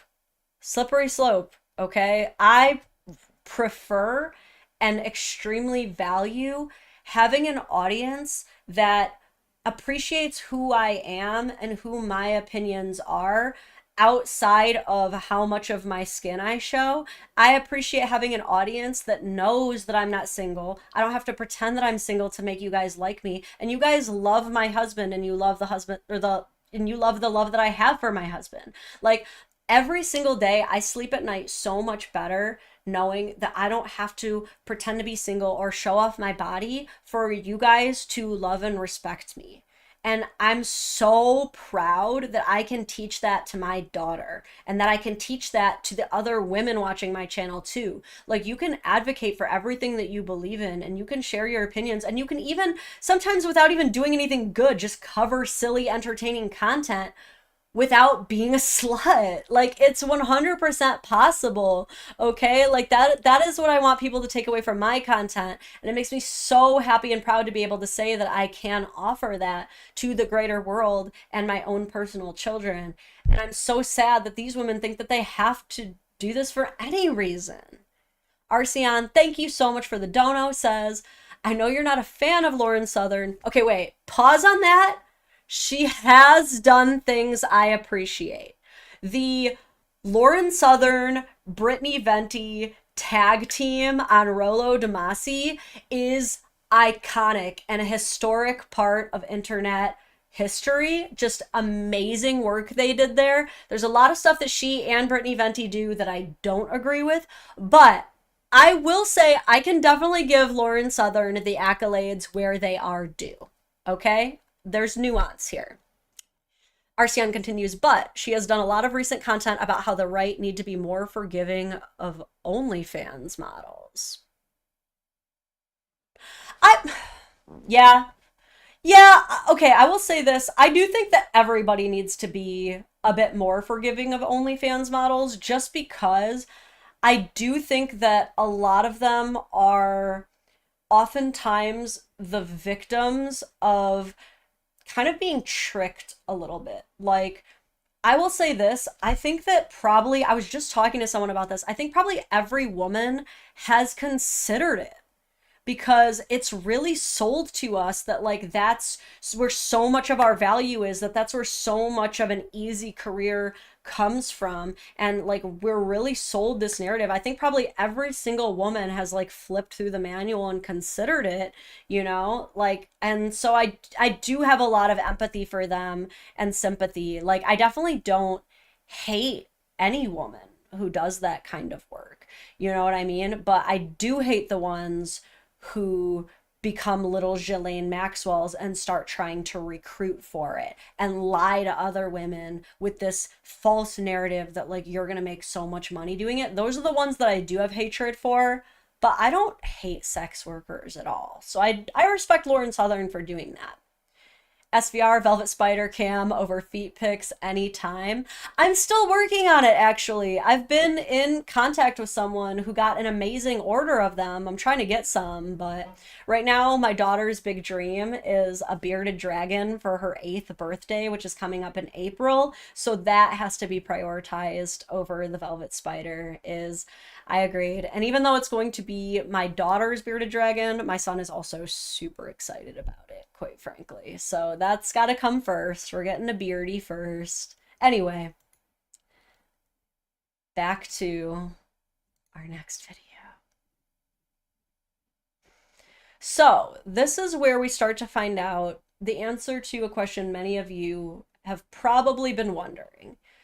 Does Edgar know about these videos? And what does Edgar think about these videos? This is where we start to get a little bit more insight into this. Wait, hold up. Aaron says bearded dragons are messy AF. You think so? I guess I gotta look into that. I didn't think it was like that bad. I feel like they're probably up there with like snakes, as far as like you have to clean out the like the bedding or whatever fairly often, which I'm used to. I don't know if you guys know this, but I've had so many different kinds of pets over my life. I used to keep Chinese water dragons. I had a male and a female that bred multiple times. Very proud because they're very difficult to breed in captivity. And now I actually recently learned that since I had them, there is now import bans on Chinese water dragons. So they are now like extremely difficult to find and now way more expensive. I'm like, damn, if I would have known that, I would have kept them babies and kept the stock going. Like I would have become a Chinese water dragon aficionado, man. I had one poop on me. Yeah, it happens. Same with guinea pigs. Animals are gonna poop. It happens, man. It's not so bad. Animals poop. Oh wait, I'm giving away my cheat sheet here. Okay. Edgar's opinion on all this.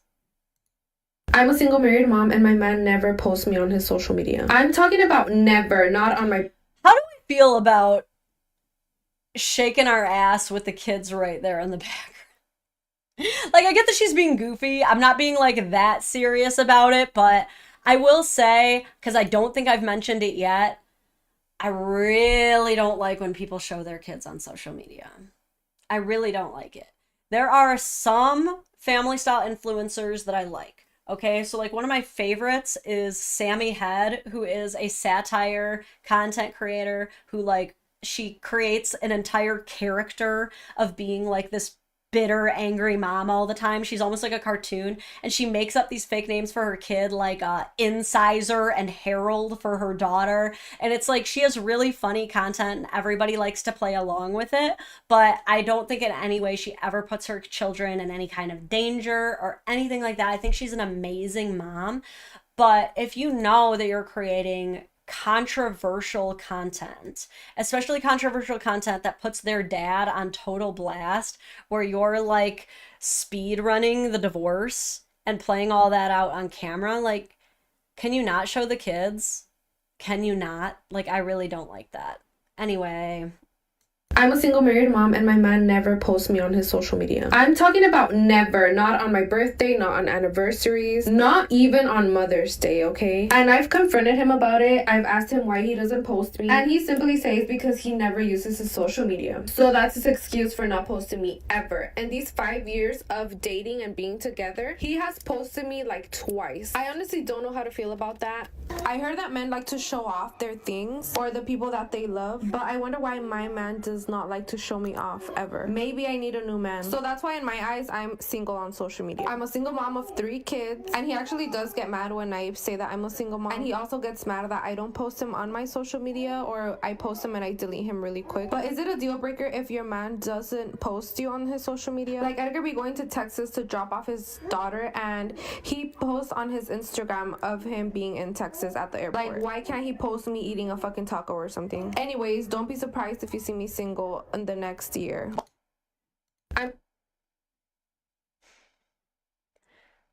okay.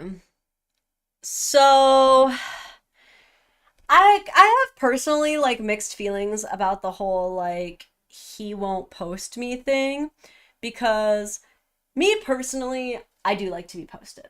I'm not even gonna lie. I do like when my man posts pictures of me. It makes me feel special. It makes me feel cute. It makes me feel like he's proud to have me and our family unit. At the same time, excuse me, it's not very often. And it's not like this is like because he's ashamed of me or anything, but what TJ does is he will literally not post me for like 6 months.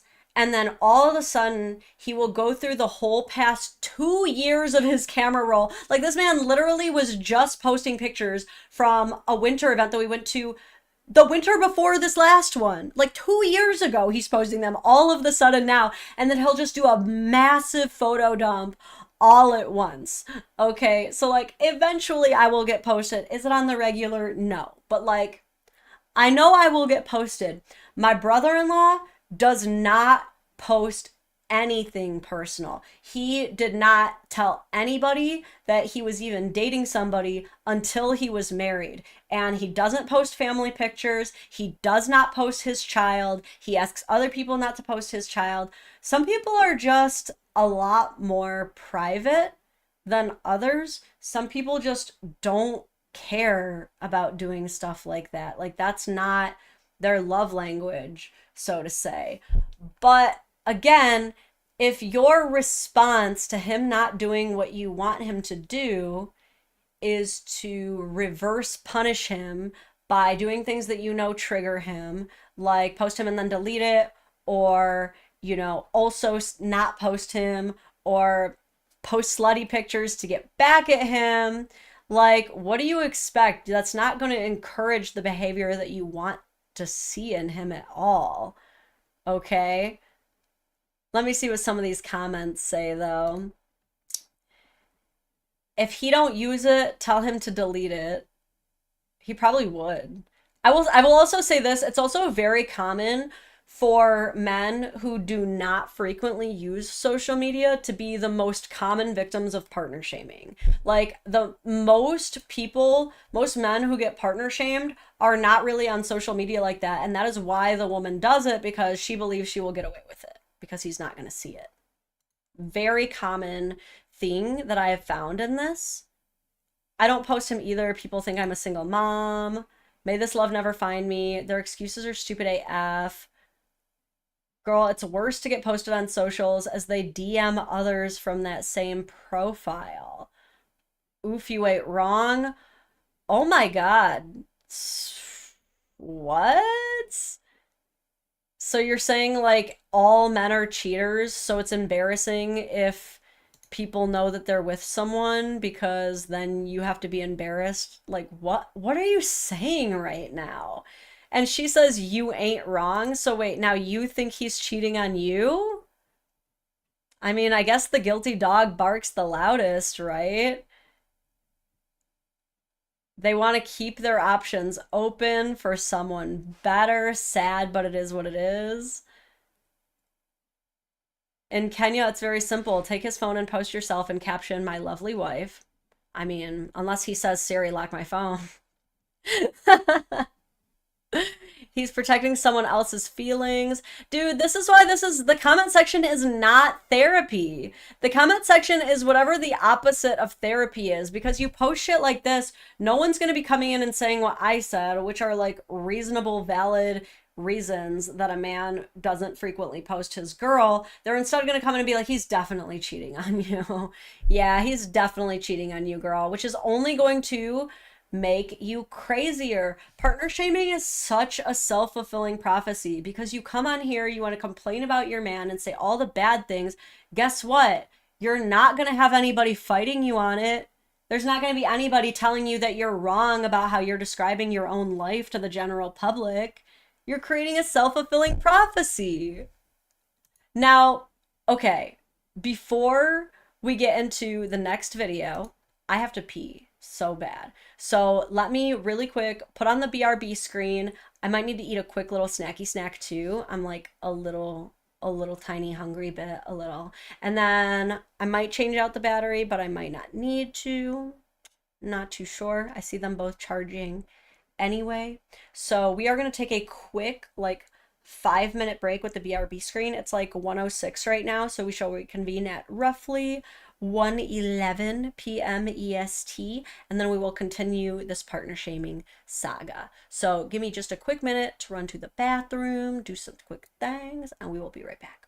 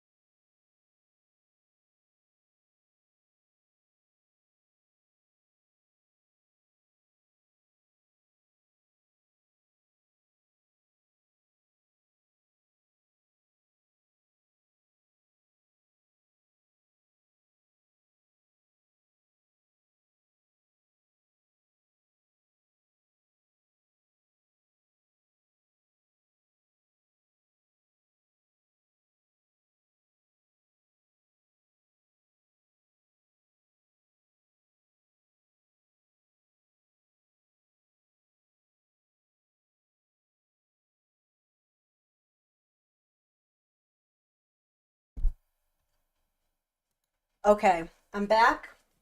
I went to the bathroom. I had an Uncrustable, and I found our sweet Chonkerton boy, who we have not seen on stream in a while. He has been hard to find. Go on, Miles. Get out of Mochi's butthole, please. Go on. You will stress him out. Look at our man. Look at our most expensive special needs boy. Oh, who was peeing blood and needed some medicine? You were. Look at this. Like, look at this man. What a specimen. Like, oh my god. Do you want to see how big he is? Hold on, first I must catch. Look at this guy. Look at this Chonkerton. Oh, and he just loves to be held like a baby. He is just a baby man in this world. We love it. We wax our tail. And he's also, like, best friends with Miles. They literally, like, they get together and they just groom each other every morning. Now it's your turn, buddy. You ready? Hugs. Hugs.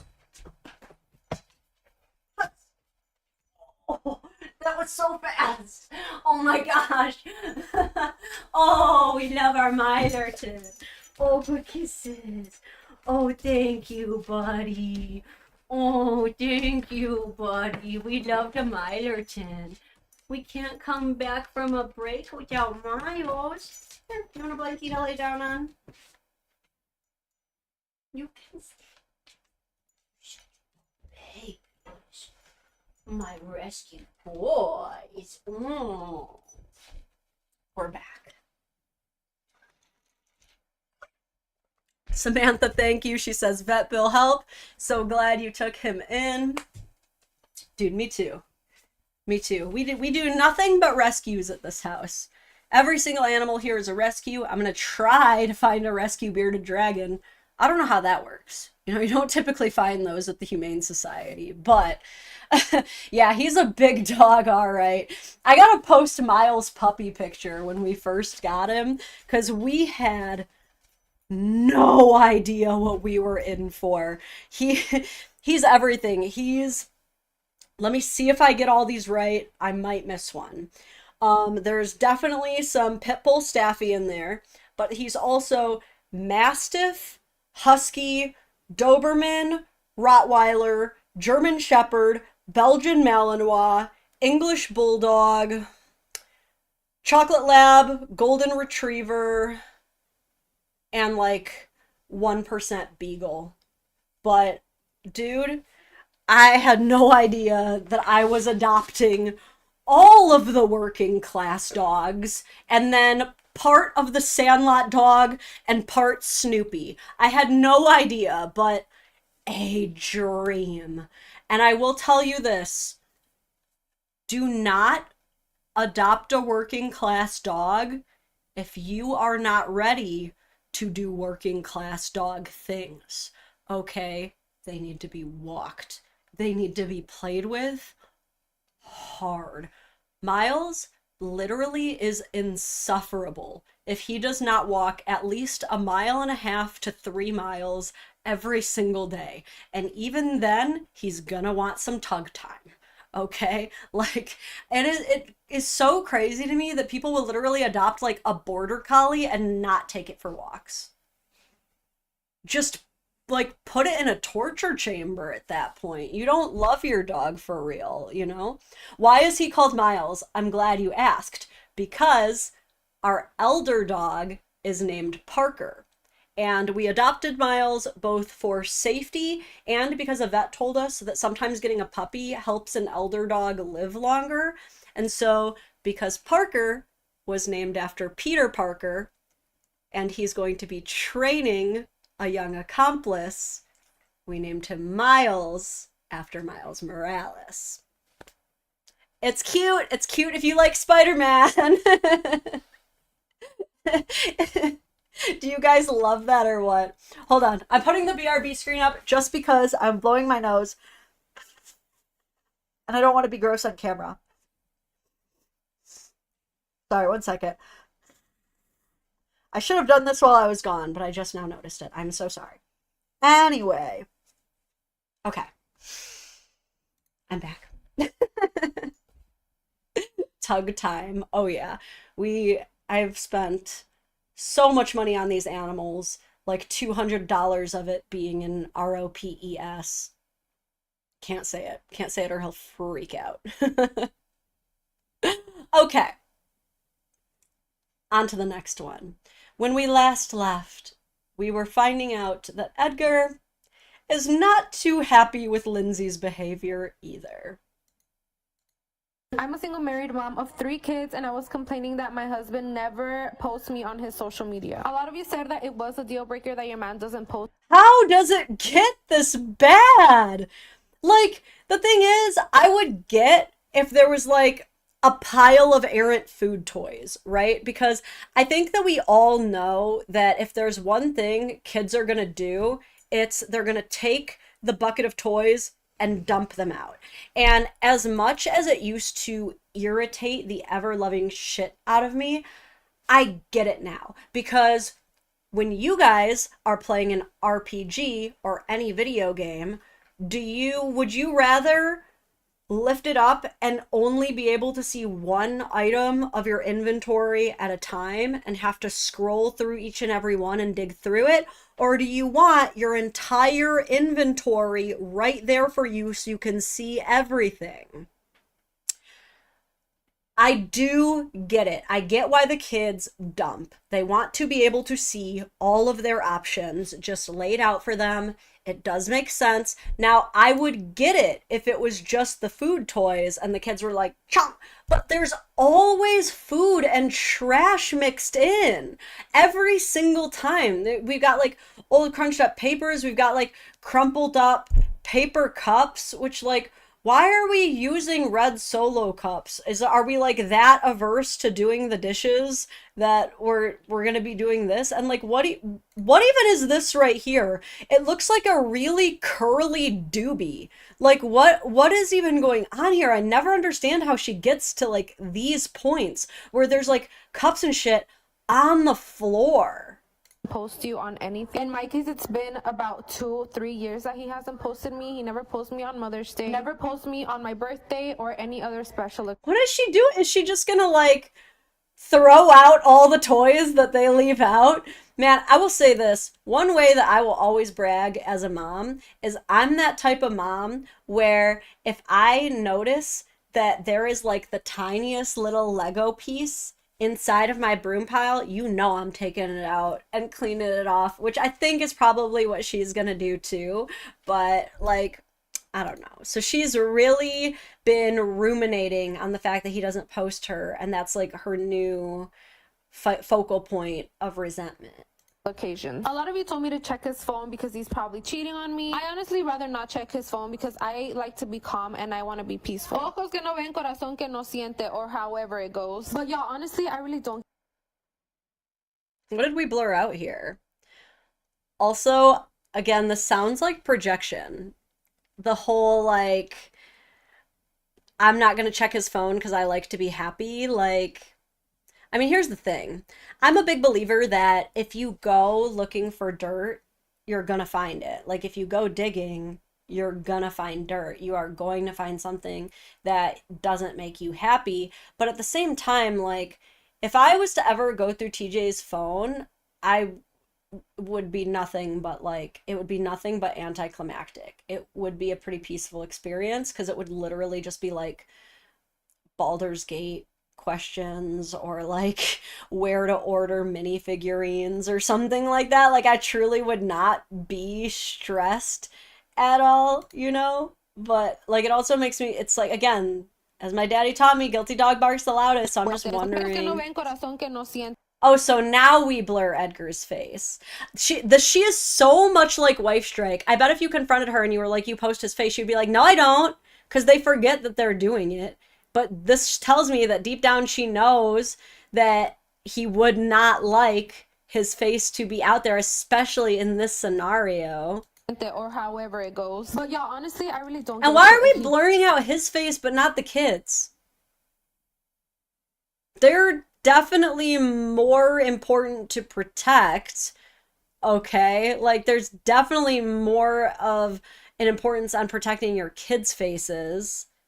He doesn't post. I rather have it that way. I rather keep it like that because I don't like to post him either. Imagine he's doing me dirty out here and then he fucking posts me on his social media. Fuck that shit. But on another note, sorry, what was that? What did you just say? Keep it like that because I don't like to post him either. Imagine he's doing me dirty out here and then he fucking posts me on his social media. Wouldn't that be so embarrassing? Wouldn't that just be so embarrassing if, could you just imagine if he was out here doing you dirty, posting things that make you look so bad with your face associated with it? Wouldn't that just be so terrible?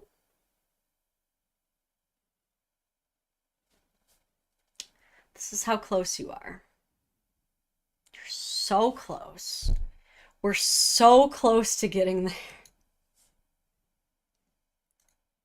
Fuck that shit. But on another note, today I was so fucking overstimulated with my kids. Like, before he came home, I was already crying a little bit. Bitch, tell me why he came home straight to wash the dishes. I didn't know if to be upset at myself because he's washing the dishes straight when he came out of work, or if I should be happy that he's giving me a little break and he's actually helping me. Girl, when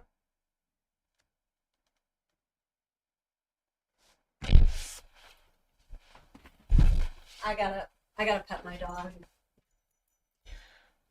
I gotta pet my dog because there is no way in hell this bitch just made like 25 videos being like, my man don't help me, my man don't help me, he ain't shit, my man ain't shit, I'm gonna be a slut online, booty, and then comes on here and bitches because he came home straight from work to do dishes.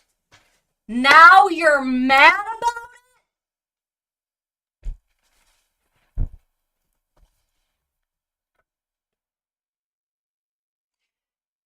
This is what men mean when they say they can't win. This is what they're talking about.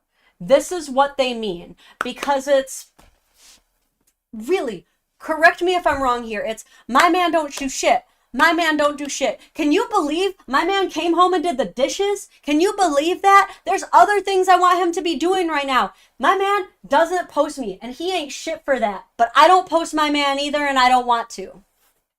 I would be pissed if my man was out here doing me dirty online with my face connected to it. Anyway, here's Edgar's dumbass.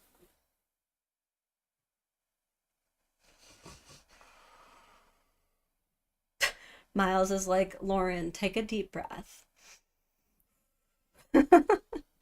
Use that new nose you got, Mom. Like, breathe. Angry Lauren has joined the chat. Yeah, I just rage quit on that one. Are you kidding me? Are you kidding me? The hypocrisy. It's loud. When I tell you I ran to the shower, I took a nice hot shower and calmed the fuck down. Anyways, love you. I'm a single married mom, and this is how I brag about my husband. This is her speaking well of him. He comes home immediately and starts doing chores so she can immediately relax. And she starts the video with, I'm a married single mom.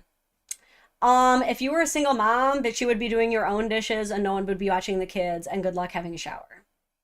Thank you, Edgar. I'm not saying Edgar's perfect because he laid hands on his wife, which is a bitch baby coward thing to do. But also, like, why are we twerking in the trash pile? Why are there always cups on your floor?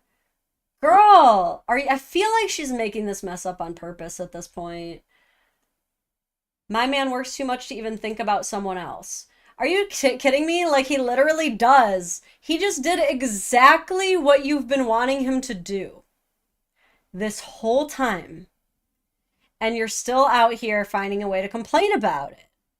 Are you kidding me? Throwing away that blue cup is so real. Oh, she did throw away one of the kid toys. I didn't even notice. He is not a man. He is a little ass boy. Girly, my man helps me with my dishes and even mopping after work. We are a team, and when I have birth, he made 3 meals a day and cleaned. I always say this is another common thing too, is the only time women will really brag about their husbands for real is when another woman is down bad and they get to rub it in their face. I don't know why. I don't know why that's a part of girl code, but that is definitely something I have noticed.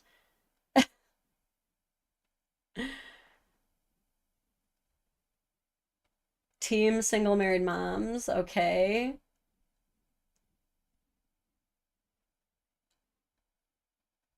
I mean, it's progress.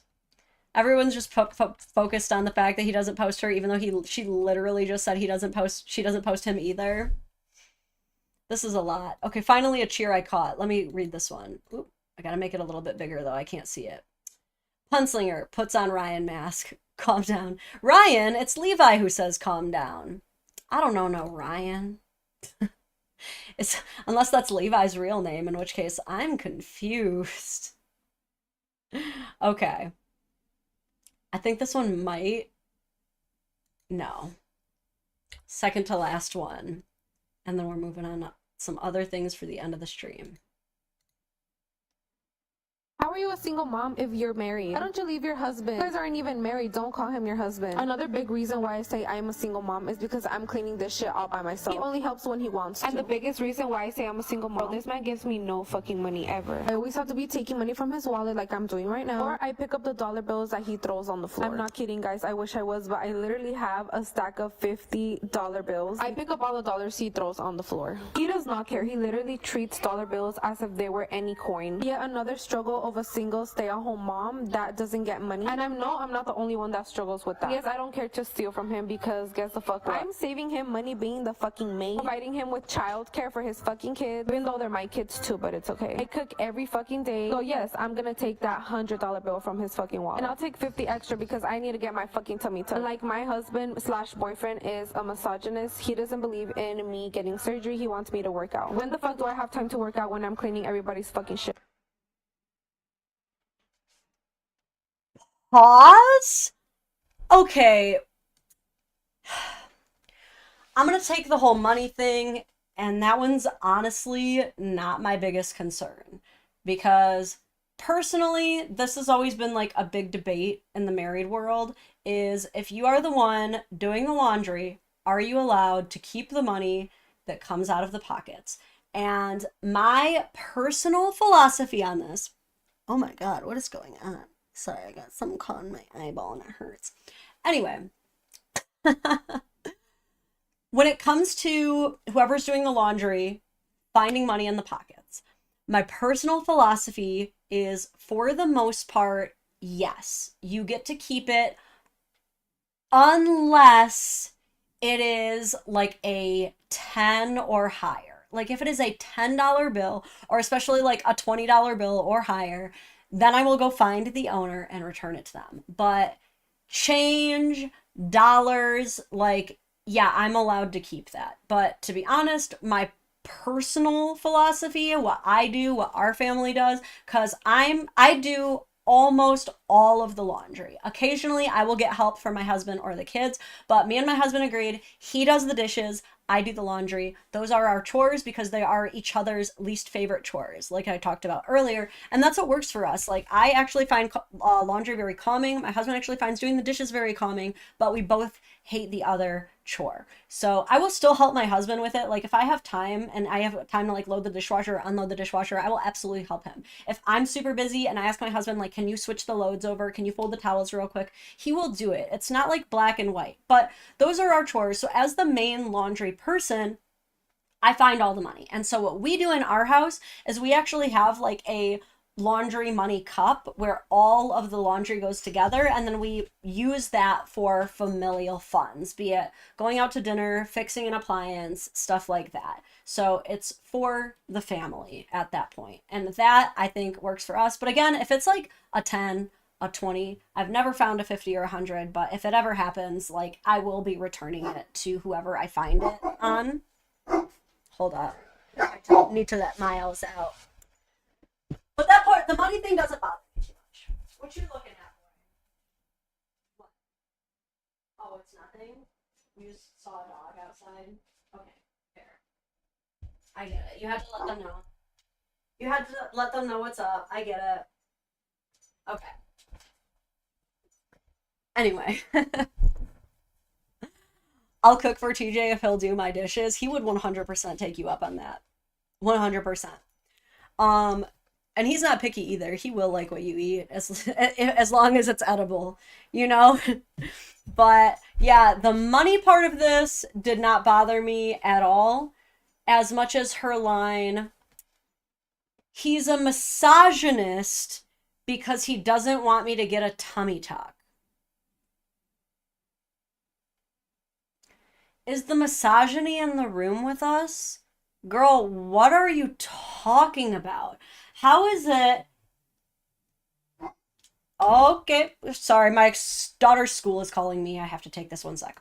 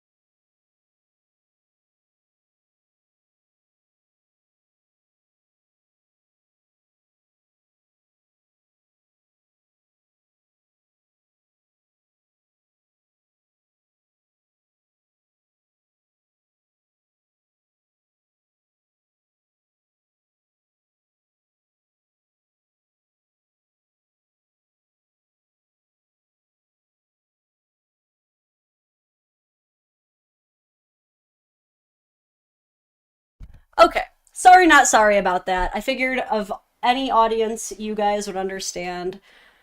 Oh, bless my daughter's heart. So, I've posted about this on Instagram, but our family matriarch, my daughter's great grandma, who she's very close to, is on hospice right now.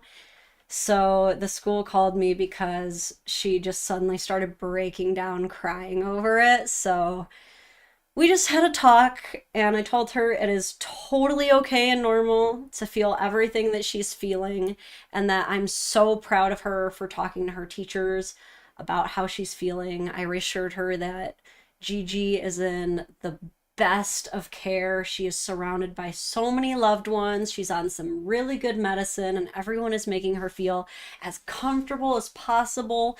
And then I asked her what she was drawing in art class, told her, you keep working on this, and then we'll make sure we can show it to Gigi as soon as possible. So, kids, man. Kids are so... She's so good. And I'm also relieved that she's just not in trouble, because first grade, it was like once a week. I was getting phone calls. Your daughter punched someone in the face because they were making fun of someone else. Yeah, your daughter spit in someone's seat because they said something she didn't like. It was last year was rough, so I'm glad that this is the first on TJ's side. I actually don't have any grandparents left on my side, but my kids have 2 great grandmothers. Gigi is going to be 90 this year, and she is one hell of a matriarch, dude. I definitely hope to be half the woman she is. So I get it. We love Gigi. She's cute as a button, and she is the best. But man, they told us she was on her way out like 3 weeks ago. So good luck. She's a fighter, dog. Anyway, whew, got rewinding from that, getting back to business. Let's get back into the second to last video, and then we'll do some wholesome stuff too. Wait, let me read Viennaries. My daughter pushed a kid off a swing because she wanted it, and she's a Viking. Yeah. Okay. Half the woman, well, you got the height down. That's so funny. All right. Oh, wait, I think we watched this one. But yeah, I remember where we left off now. She said that her man is a misogynist because he doesn't want her to get a tummy tuck. Isn't that like anti-misogyny, that you're so concerned about her health that you would rather her take like a more natural approach, or even that you don't need her to change her body at all? Like, I'm not even gonna lie, like after my pregnancy, I brought up the idea at one point because, you know, like a lot of women post pregnancy, I did have some insecurities about my body, and TJ was like, I would really rather you not. Like, I'm perfectly happy with your body. I don't think there's anything wrong with your body, and I would hate for you to spend so much money and go through so much pain and something that's honestly pretty dangerous just for a superficial reason. I don't think there's a good reason for it. And, you know, later on I read all these stories about people who have literally died from tummy tucks. So I definitely respect his opinion, and I don't think that he's a misogynist for saying so. I feel like she's just mad that he's not funding her multiple $1,000 tummy tuck. These things are between like 4 and 10 grand. Okay, when like I personally don't see anything wrong with her body either. I think she's a perfectly beautiful woman, to be honest with you, and I'm sure that he agrees, because he has given her multiple kids over and over and over again, and he just finished remodeling the kitchen. He has no money for a tummy tuck. Girl, what are you talking about? Okay? Wait. Scarlett Ibis says, vid on cousin marriage thread on r/the10th dentist. Email it to me. Email it to me at lord@dadvocate.com. I'll add it to the itinerary. Cousin marriage. I guess that does happen. But dude, my husband is a misogynist because he doesn't want me to get a tummy tuck. Maybe he just wants you alive and in your natural state. Like, what? Yeah, no, honey. Let's finish the video. If you're gonna marry somebody useless, make sure he has money. That way you can get all the surgeries you want. Wow, what a freaking bar to end on. If you're gonna marry someone useless, at least marry someone wealthy so you can get all the surgeries you want. That's a lot to unpack there. That's a whole lot of a sentence where if a man said it about a woman, he actually would rightfully be called a misogynist and would make any woman he's dating frickin' fall down the wall, snot bubble forming and popping, throwing up into her own hands with her tears embedded in them. Like, that is such a gross and horrible thing to say. First of all, calling your partner useless is diabolical. Then saying you should be able to get as many surgeries as you want. Like, I mean, yeah, ideally if you need them. If you have like cancer or some shit, yeah, you might want to be with someone who can help you get as many surgeries as you need, but like, I shouldn't have to tell you that a man's value is not in as many plastic surgeries as he can get for you. I shouldn't have to say that, right? Because your value shouldn't be in as many plastic surgeries as you can fit on your body. This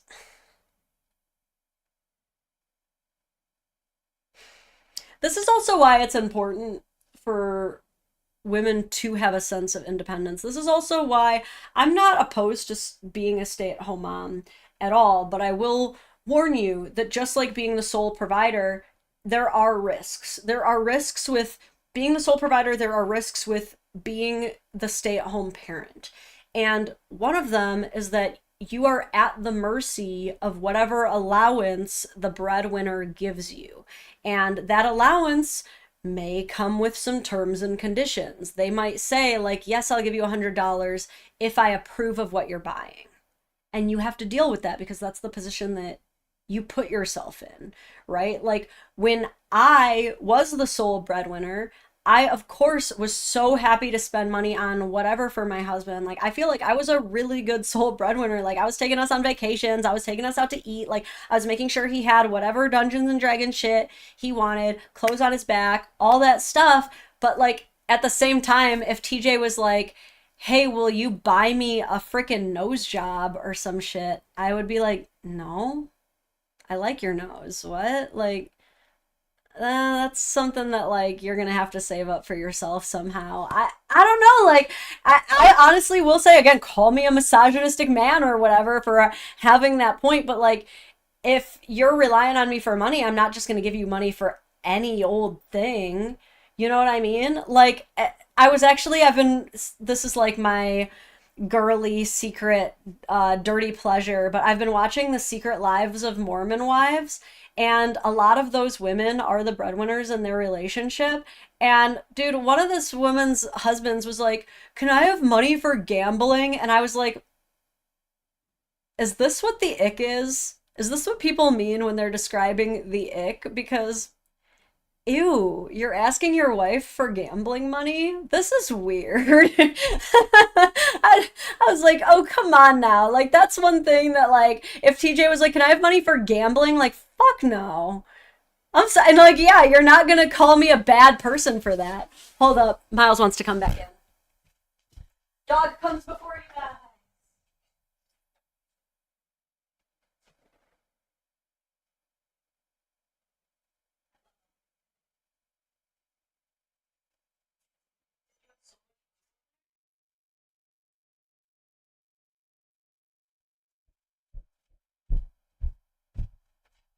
Anyway. All right. Our final video before we wrap up our partner shamer of the year. Desgraciadamente, In case it's licensed, I'm going to turn it off. But what we have here is her making a very basic meal with the caption, "Day 1 of kissing ass after cheating on my boyfriend."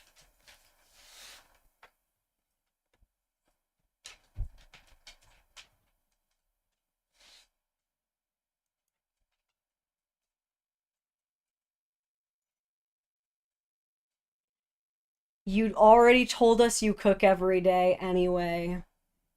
This is already what he's expecting. I don't think this will be enough to make up for it, girlfriend.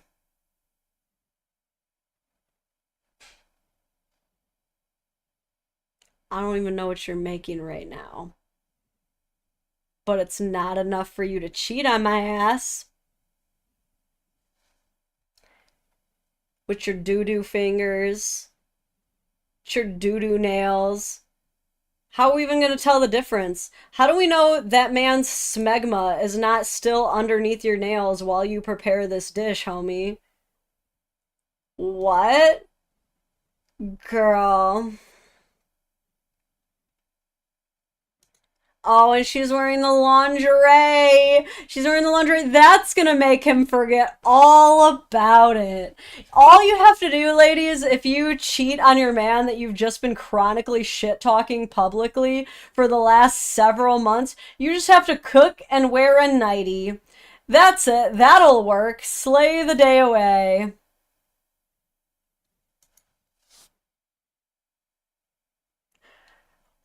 That's one hell of an ending, huh?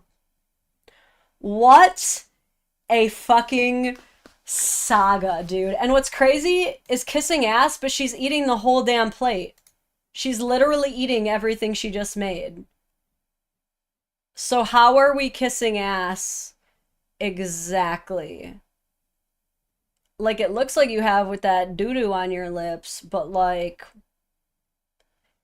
kissing ass by eating a bunch of my own food while wearing a lingerie? Oh, girl. How quickly that escalated, dude. So what do you guys think? If you guys do remember Wifestrike, is Lindsay our partner shamer of the year less or more bad than Wifestrike? Who do you think is the worst of the partner shamers? Okay, because both of them did the same thing. Daily documenting their man's misdeeds and flaws for the world to see, collecting followings of tens of thousands, several videos going extremely viral, people body shaming her man, telling her to leave him, filling her head with the stuff that like he's probably cheating on you anyway, so you just do whatever you want to do, saying she's gonna divorce him, putting their kids out there, showing his full face, showing his name, making him extremely identifiable. But Wifestrike went for the divorce. As far as I know, has not had a man since. Lindsay literally cheated on the dude and is pretty much bragging about it online. Who's worse? Wifestrike or Lindsay? I'm curious. Gotta go Wifestrike personally. I will say there was a lot more that went into the Wifestrike saga, including like entire ass like disguises and hack jobs, and like that was definitely more of a rabbit hole. But Wifestrike, to my knowledge, never cheated. So there is that. There is that. Although I will say, to a certain degree, like, I don't know, I can't say partner shaming's up there with cheating because in Wifestrike's case, the man knew about the account. He knew about it the whole time, so there was no secret. In her case, he also knows about it. Wifestrike had some deep lore. Yeah, she really did. But damn, Lindsay. What a saga from start to finish. Like, I'm still mad at Edgar for any part of the laziness that was contributed to the house. I'm still mad at Edgar for slapping you instead of having any kind of reasonable stoic response. But Edgar needs to flee. Edgar needs an escape rope. Okay? Like, one thing I say a lot on this channel is I'm always saying we can't save these hoes. Only God can save these hoes. But we can learn from these hoes. And Edgar's got to get out of this one. This one's not getting any better, dude. Okay? Because here's the thing. If these two are truly set in their ways, Edgar can find someone, possibly, who really is happy to be a stay-at-home wife and do everything. Okay? And it will be fine with him occasionally doing the dishes when he gets home and really won't ask for more. Like, there are women who will be like, this is who you are, I accept you at this level, and they don't need to be posted and all that stuff. But, like, I don't fully know what she needs at this point. I really don't, because she seems to just be one of those Shira 7 sprinkle girls, honestly. She doesn't want to work, like, seemingly at all. Like, she doesn't just not want to work a job, but it seems like she does not want the responsibility of being a stay-at-home mom either. She doesn't want the responsibility of watching her diet and working out in a healthy way to make her body healthy, instead of, like, using, like, look, and I get it, a tummy tuck surgery is not the same as, like, a liposuction. It's to basically kind of, like, flatten out kind of excess skin, or, like, the cellulite, like, tiger stripes that a lot of us get after pregnancy. Like, I do get that. You can work out and eat healthy, and, like, a tummy tuck will still make a difference if you want that, like, perfect body. But I don't know what she wants to do with life. Like, it sounds like she wants to be able to just shake her ass, party, buy whatever she wants, focus on herself, and that's it. Like, I don't know what her aspirations are. I don't know what her hobbies are. Like, at least Wifestrike has gone on to create, like, a whole gaming channel, and, like, she's really into, like, building computers and stuff now. And, like, honestly, I do think that Wifestrike has grown a lot as a person since her divorce and since her whole partner shaming chapter, which she has completely put behind her. Like, she has deleted all of her videos. She has moved on. But this girl, like, I don't know what her future holds. Like, I really don't. I have no idea what she wants or what kind of partner she needs. I feel like she just wants to use men. She wants to use men and party. That's the vibe that I'm getting here. Adam Goldman, thank you for the 5, says, my father made me learn how to not be Captain Save a Ho when I was in college. Good man. Good dad. I also missed one from Michael McIntyre that said, looks like mole enchiladas. Yeah, I think you might be right about that. But, god damn. I don't know how, but the thing is, like, I don't know how Edgar's gonna fix this one, honestly.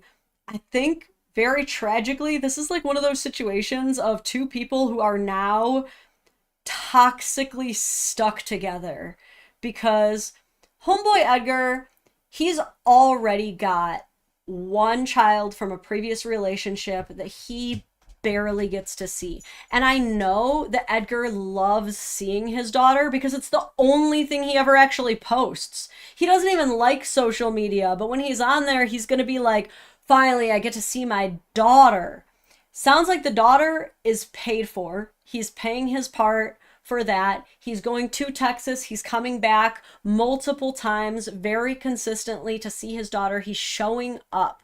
Okay, now He loves kids. He's got 3 more. He's working his ass off. But here's the thing is a lot of men who have already been through it with family court once are like traumatized. And like it would not surprise me if Edgar was like, "Oh, I have to make this work or else she might do to me what my ex did, move out of state, and now I have to fly all across the country to see my kids." So he might be feeling trapped. Like she's saying she feels like she's trapped and she's the maid. But what could Edgar's escape plan possibly be? It's like they're both so screwed because she has no career experience whatsoever. So if he leaves her, she's high and dry. She's homeless. If she leaves him, she can go and like rake him over the freaking coals for child support. But honestly, I think Edgar's in the better position. It seems like Edgar makes really good money. It seems like he's already used to paying for everything. So honestly, what Edgar could do is file an eviction notice, kick her out. He doesn't have to file for divorce because they're not married. And then, because he's the only one with an actual home, because he can actually provide for the kids, if he can hire a nanny, he could potentially get primary custody and she could have nothing. Potentially. Worst case scenario, she moves out, goes for the child support, is able to use that to get herself an apartment or something, you know, and then maybe she even like does the thing where she moves out of state and takes the kids away from him. Maybe. But if Edgar gets ahead of the game now, if he goes and puts in those eviction notices now, and he starts like saving up all those dollar bills and 50s he's leaving in his pocket and like starts putting that away in a separate bank account, because again, they're not married. She doesn't have access to any of his stuff. She doesn't have claim to anything. She has no right to living there, no matter how much she's cleaned it, no matter how much she calls it her kitchen online. Edgar has a chance here, okay? And look, until the very end, I thought that this relationship might still potentially be salvageable. But you cheated, dog. You stepped out. You might, as you wolf down these enchiladas, she might literally be actively carrying another man's baby as we speak. Okay, like, and we don't play around with that. Like, that's not, nope, that would be the end for me. Okay? Like, no. The cheating's a wrap. You're done, Lindsay. You're done. Oh my god, BrainDroid said 2 of my favorite streamers are streaming right now. I picked you. Does that make me a pick-me? Because I'm happy about that. Who's your other favorite streamer? I'm curious. I gotta know who I beat out. I have to. I might give them a follow too. Who knows? If I respect them enough, I might change my streaming schedule. No, I won't. I stream when I want to stream. Oh my god, Lindsay. No! I literally was rooting for you. I literally was like sticking up for you in every area that I possibly could. And in the end, you completely lost me. Like, you totaled it. You totaled any dadvocacy you had in your corner. Now, I gotta say, I hope you get dumped and he gets primary custody. I really do. 'Cause nah, you have been disrespecting and dragging the shit out of this man. You called him useless. You called him a misogynist. And now you cheated on him too? To the streets! To the streets with this one! Return her! Lord, no.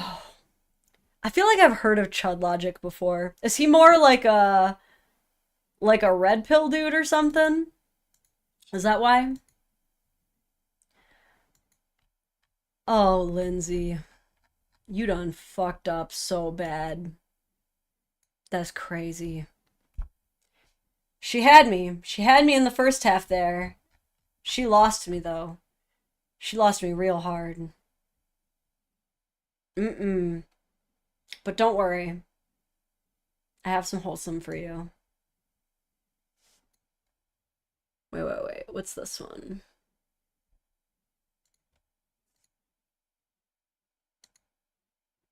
Oh yeah, we gotta watch this one. This one's gonna make us laugh in our time of need.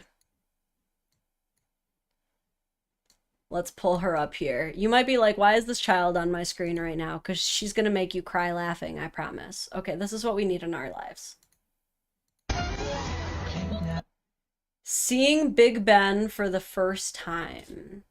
Are you serious, camera? Hold up. Dead-ass batteries, man. I apparently did not charge these well today. Epic fail on Dadvocate's part. At least I'm a pretty quick battery changer. I'm like a wedding photographer with these things. I'd be like, choo choo. We don't have too much of the stream left anyway, but I just had to get it enough to have this reaction to this girl. She's seen Big Ben for the first time, and she's getting emotional. Stand up right now, fucking stand up. Why the hell is she crying over a clock? I've lived in the UK and London for 8 years, and I've seen this every single time. And if I was even in America, I would not start going on the floor going, What's Big Ben done? What's Big Ben done for you? Has he cleaned your house? Has he made at your house? Has he hoovered your floor? No, he's not. He's a clock, bluff. He's a big, massive clock that lives in the middle of London. Why are you crying over a fucking clock?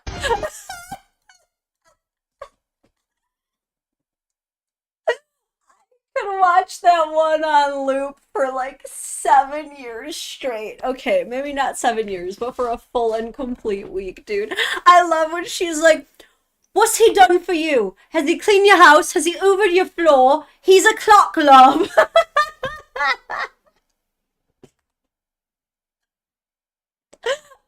When you get like freaking roasted by a child, that's so good. I love her so much. That girl, she cooked, she ate, she left no crumbs. What's he done for you? What's Big Ben done? He's a clock. Cockney kid, pure East End. Oh my god. I'm sure she has parents, but I would happily adopt her. Oh my god. That one killed me, man. That one was so funny. Okay. I got another really good one for you. You guys are gonna love this. We just need a couple wholesome things to get through what we just saw. It says that this dog just healed something in this man.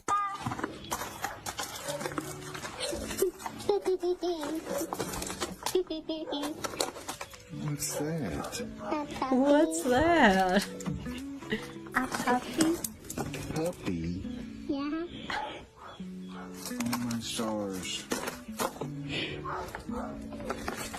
Another A+ handlebar mustache, by the way.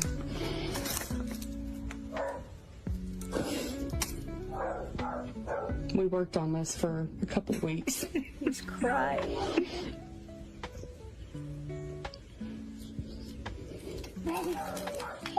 Oh, he needed that dog. It's a he. Yeah. He's a he.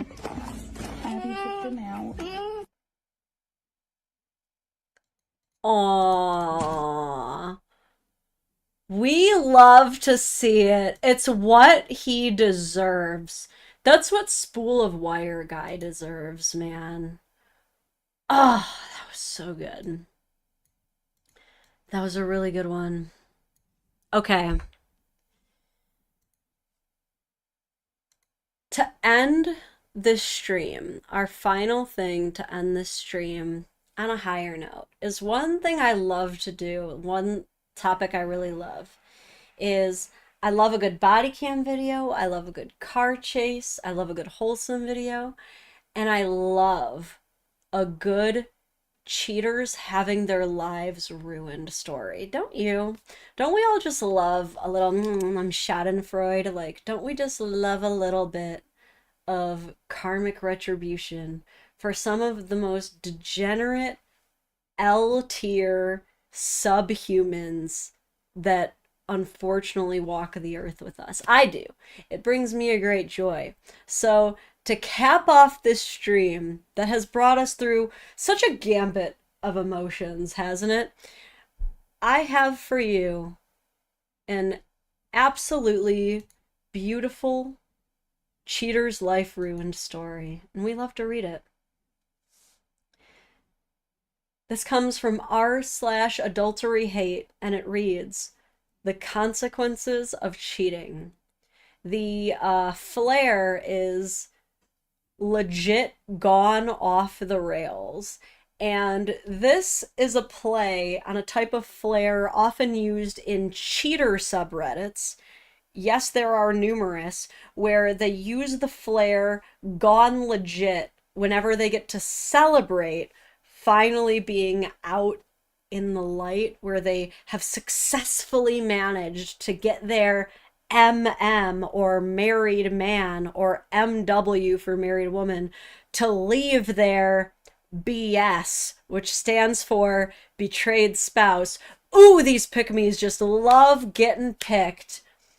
But do you think it tends to work out very well when you bag a cheater? Personally, I think they're getting the exact prize that they deserve. Congrats! You have someone who notoriously is duplicitous in nature and lies and gaslights and ruins your pH balance. Would you like a bow on it? It's what you've earned. Let's read this. You want to? Yeah, I'll show the post.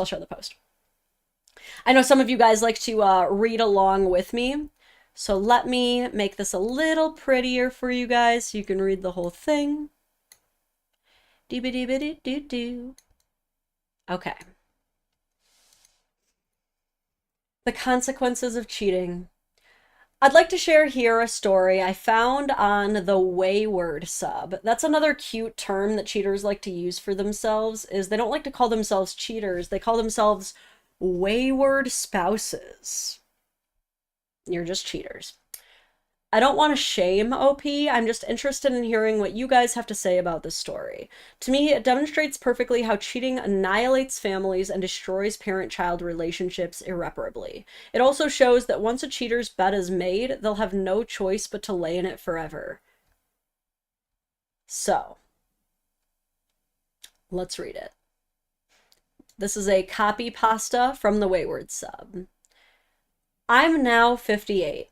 My ex-wife is 54. High school sweethearts turned forever soulmates. Together we have 4 kids, all except one above the age of 23. We were married for 27 years. I'll keep it as short as possible. My ex-wife is a great person. We had our differences that were too much at some point. I inherited money from my grandmother's will, which she sneaked away without even asking, though we both had jobs. We had a dead bedroom because of long hours at work, physically exhausting and emotionally draining kids, and very little alone time. I ended up cheating on my wife with a coworker. She had a crush on me that she expressed. Being her supervisor, gross, I denied it at first, but temptation got the better of me. I enjoyed the attention. It went on for 4 months, during which we were intimate around 8 to 9 times. Let's call her R for now. R was a woman in her 30s. She was in an abusive relationship with a guy who used to physically beat her. She had nowhere to go as her parents gave her up for adoption years ago. My wife had an accident and injured her knee. I took care of her and I realized what I risked. I ended it with my coworker, then confessed everything to my wife. She was very empathetic, but hurt about it. Marriage counseling helped until I found out R was pregnant, possibly with my kid. It sent my wife back to D-Day. In the affair community, D-Day refers to Discovery Day, whether they choose to disclose themselves or the spouse finds out. We separated for a while. I had no contact with R, but then she gave me one condition. If the child came out as mine, it's over. I prayed that it wasn't mine. I was risking the love of my life and our kids. I had no support during that time because everyone would either just cut me out or burn me. The only place I received support was from R. She was genuine with her feelings. I wasn't so accepting about it, but I tried to be there as much as I could, knowing that the child may be mine. DNA test revealed he was indeed mine. My wife didn't even give me a chance to speak out. She immediately filed for divorce. After 8 months, we were done officially. It was mostly 50-50. Both of the cars were paid off and divided. She got the house while I kept my inheritance and retirement savings. Oh, but I thought she squandered away your whole inheritance. Oh, I thought she was such a bad guy because she sneaked away your inheritance. Oh, but you got it in the end? So was it worth the cheating? Let's find out.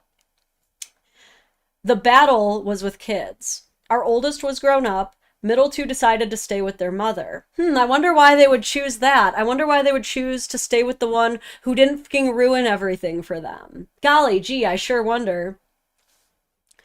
So there I was, losing my family. It was the worst stage of my life. Our youngest did not want to be with me because of her sibling. My ex-wife got primary custody of our kids. I stayed low with minimal contact with R because I was grieving my loss. I still naively believed I had a chance to get her back. His ex-wife, he means. But there was my newborn son who needed me in his life. Although it was a rough period for me, R raised our son alone during this time. She never complained about me not being there for our son. 7 to 8 months later, we go out for the first time as a family, mostly due to her nagging. So everybody's the bad guy here. R just sucks so much. Like, don't get me wrong. If she knew that he had a wife, which she probably did because he was her supervisor, she definitely sucks. But like, really, dude? Like, finally begrudgingly went out with her. Yeah, OP said it best. This is the bed you made for yourself, my brother in Christ. And nearly 3 months after that, I get the news that my ex-wife found someone. It was the final nail in the coffin. She remarried 3 years ago. I tried to have a healthy relationship with my kids, but I failed miserably at that. It was particularly tough for our oldest son. Yeah, because people don't realize when you cheat on your spouse, you're also creating generational trauma and trust issues in your kids too. I've mentioned this story before, but I once had an entire relationship end because the guy that I was dating, as an adult, his parents got divorced over infidelity, and it completely ruined his view on relationships, and it made him completely undateable. Okay? And that was as a grown-ass adult. Now you're doing that to kids who don't even have their frontal cortex fully formed. They can't fully regulate their emotions. Like, yeah, of course they're not going to trust you or possibly anybody because of what you did. That's crazy. He was our pride. I cut him off because he tried to do something horrible to R and our son, which I never expected from him. It would have resulted in life imprisonment for him.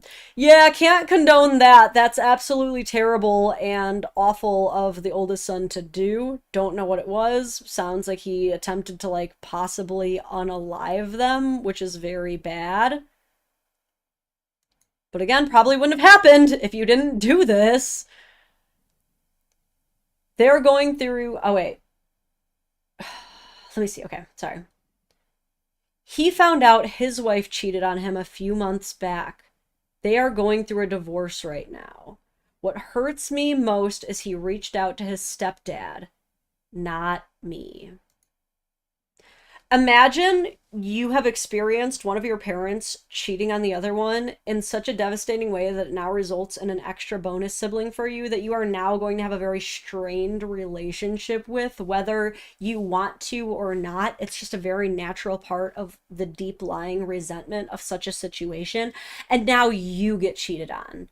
Yeah, you think you're going to go seek comfort from the cheater? Stepdad's the new dad now, sir. I'm sorry. He's going to start calling you by his first name and stepdad dad. I can almost promise you that. This was the moment for me I knew I failed at being a good father for my children. Me and R are not married. I can't continue anymore. I built my family from scratch, and I was the one to shatter it. My kids don't respect me due to my actions.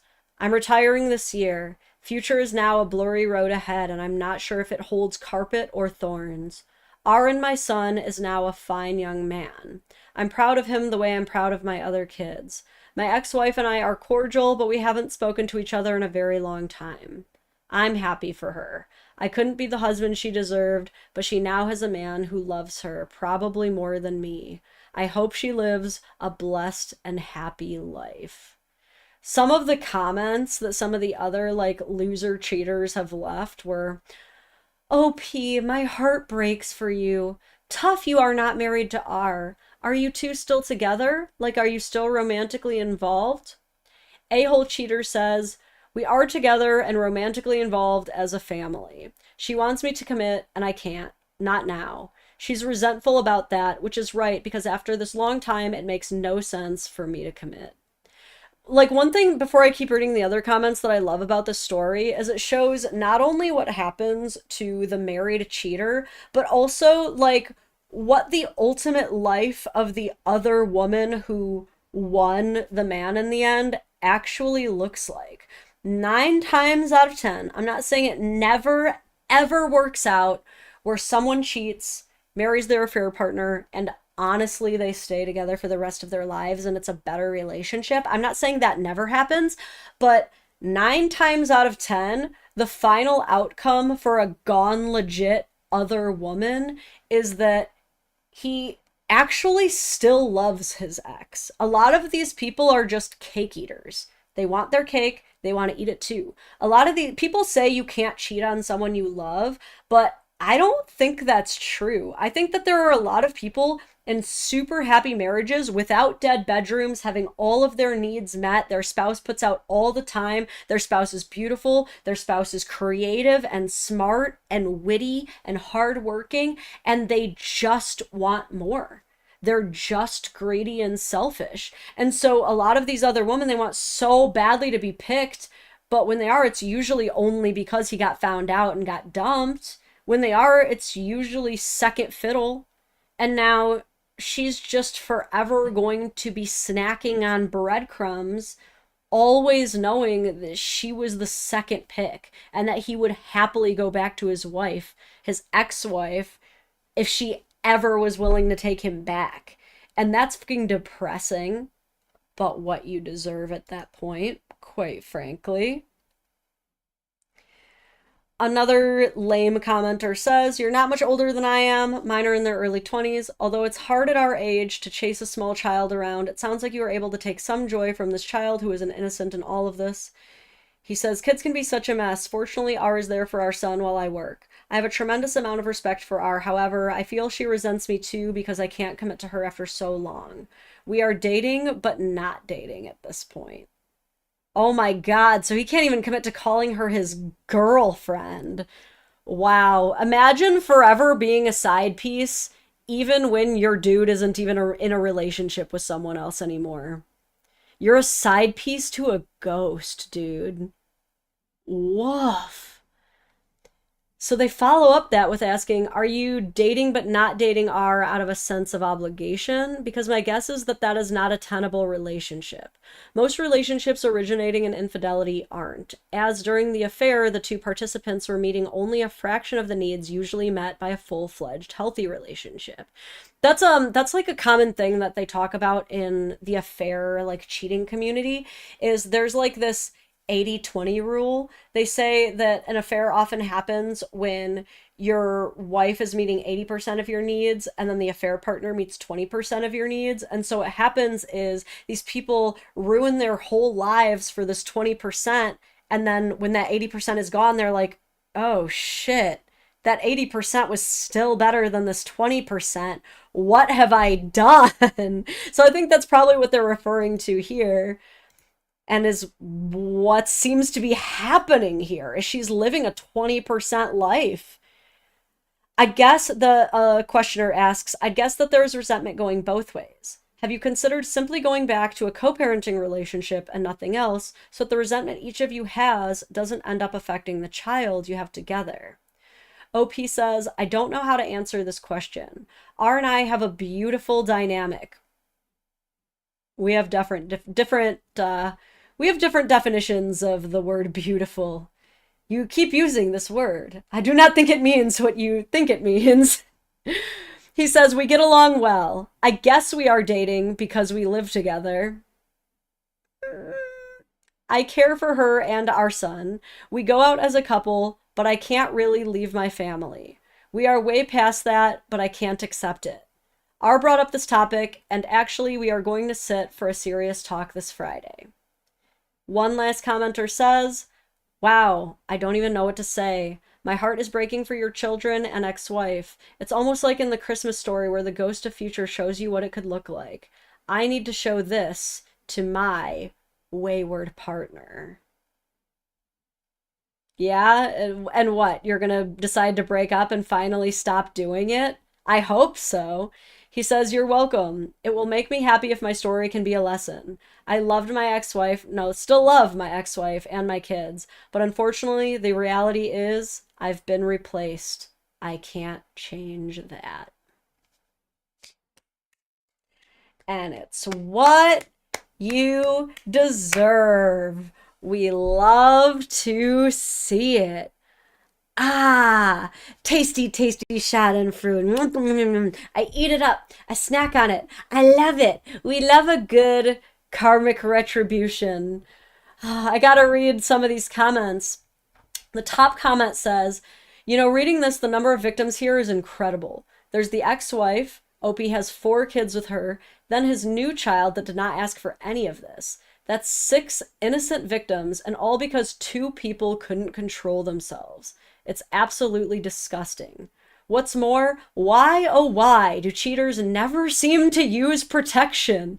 Dude, I know, this seriously bothers me. Honestly, the pullout method actually works pretty well, but they can't even do that.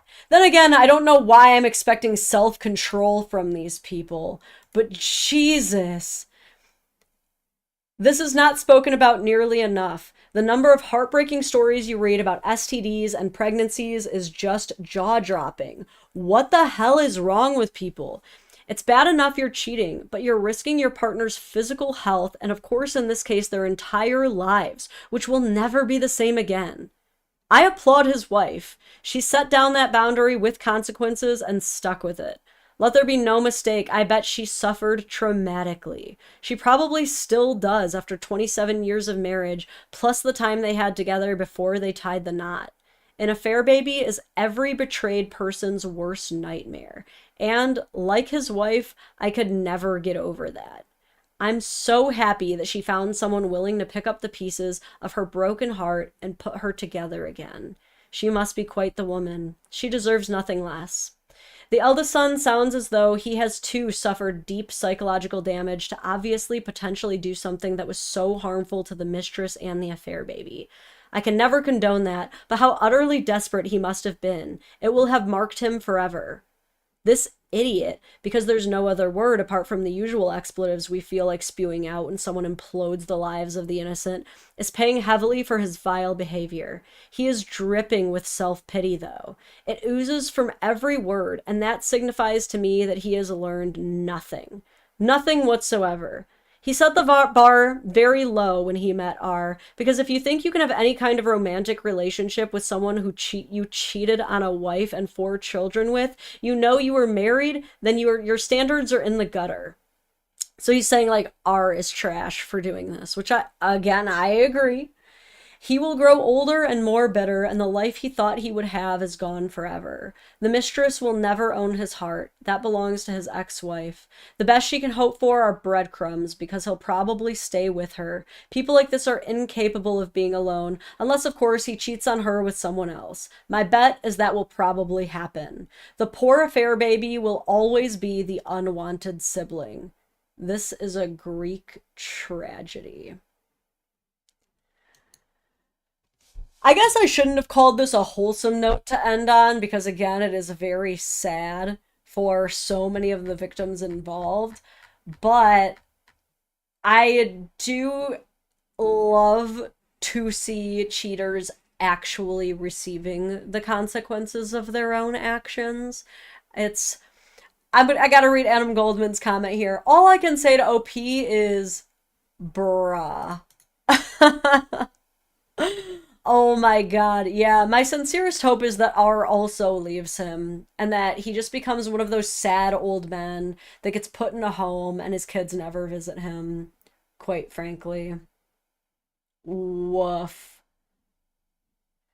Anyway, this is about where we are going to wrap up the live for today.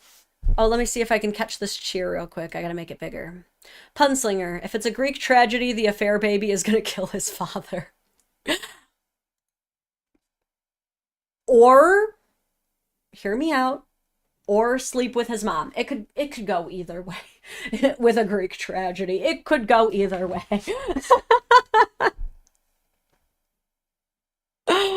Oh, man.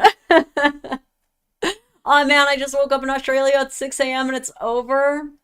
Yeah, but it's gonna be up. It's gonna be up. You can watch it from the beginning, and at least I got to catch this comment.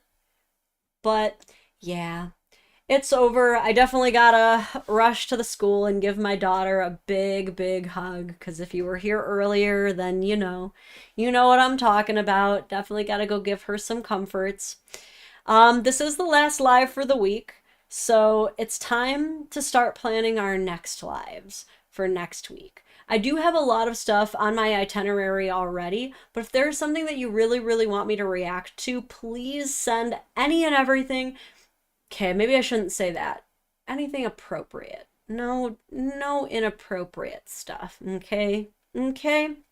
But send me the content submissions you'd like me to react to within reason to lauren@dadvocate.net. They can be wholesome, they can be cringe, they can be partner shaming. You know what we cover on this channel. Typically like relationships, parenting, dating, stuff along those lines, but I'm willing to go some other routes too. You know, we've been body camming it up lately, and that's been very fun. I think we definitely are due for another body cam stream at some point next week. So I've got a few that we were going to react to already, but if there's any body cams that you're like, we must.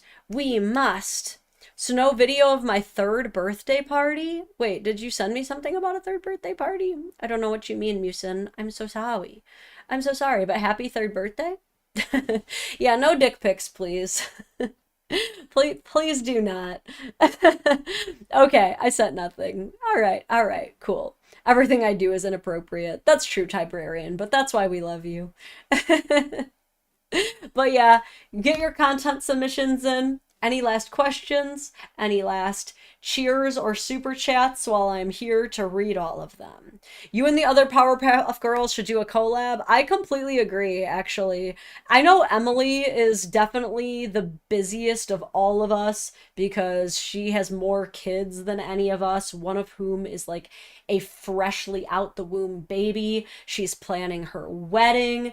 Emily is so busy, so she's going to be the toughest to get on here, I think. But me and Chloe have actually been talking about potentially starting a podcast together. And we're both looking into getting our passports so that we can actually finally meet each other in person. So Chloe and I are very likely to collab again. In fact, I might reach out and see if she wants to join me for one of my live streams next week, actually. Thank you for the idea there. I can probably reach Chloe, and I'll hit up Emily. I know she's busy, but I'll see what I can do, because she always messages me back. I love Emily so much. Adam Goldman, thank you for the 5, says all I can say to OP is bruh. Even though I read that for free, I will read it again. Christine Jones, thank you for the 5 and the emojis. Oh, Lady J. I should hit her up too. I don't know if she ever does live streams. No, I've caught her live before. Is Lady J on YouTube? Does anybody know that? Yeah, I should do something with Lady J too. I love Lady J, and we are also mutuals, but I haven't talked to her too much. But I should.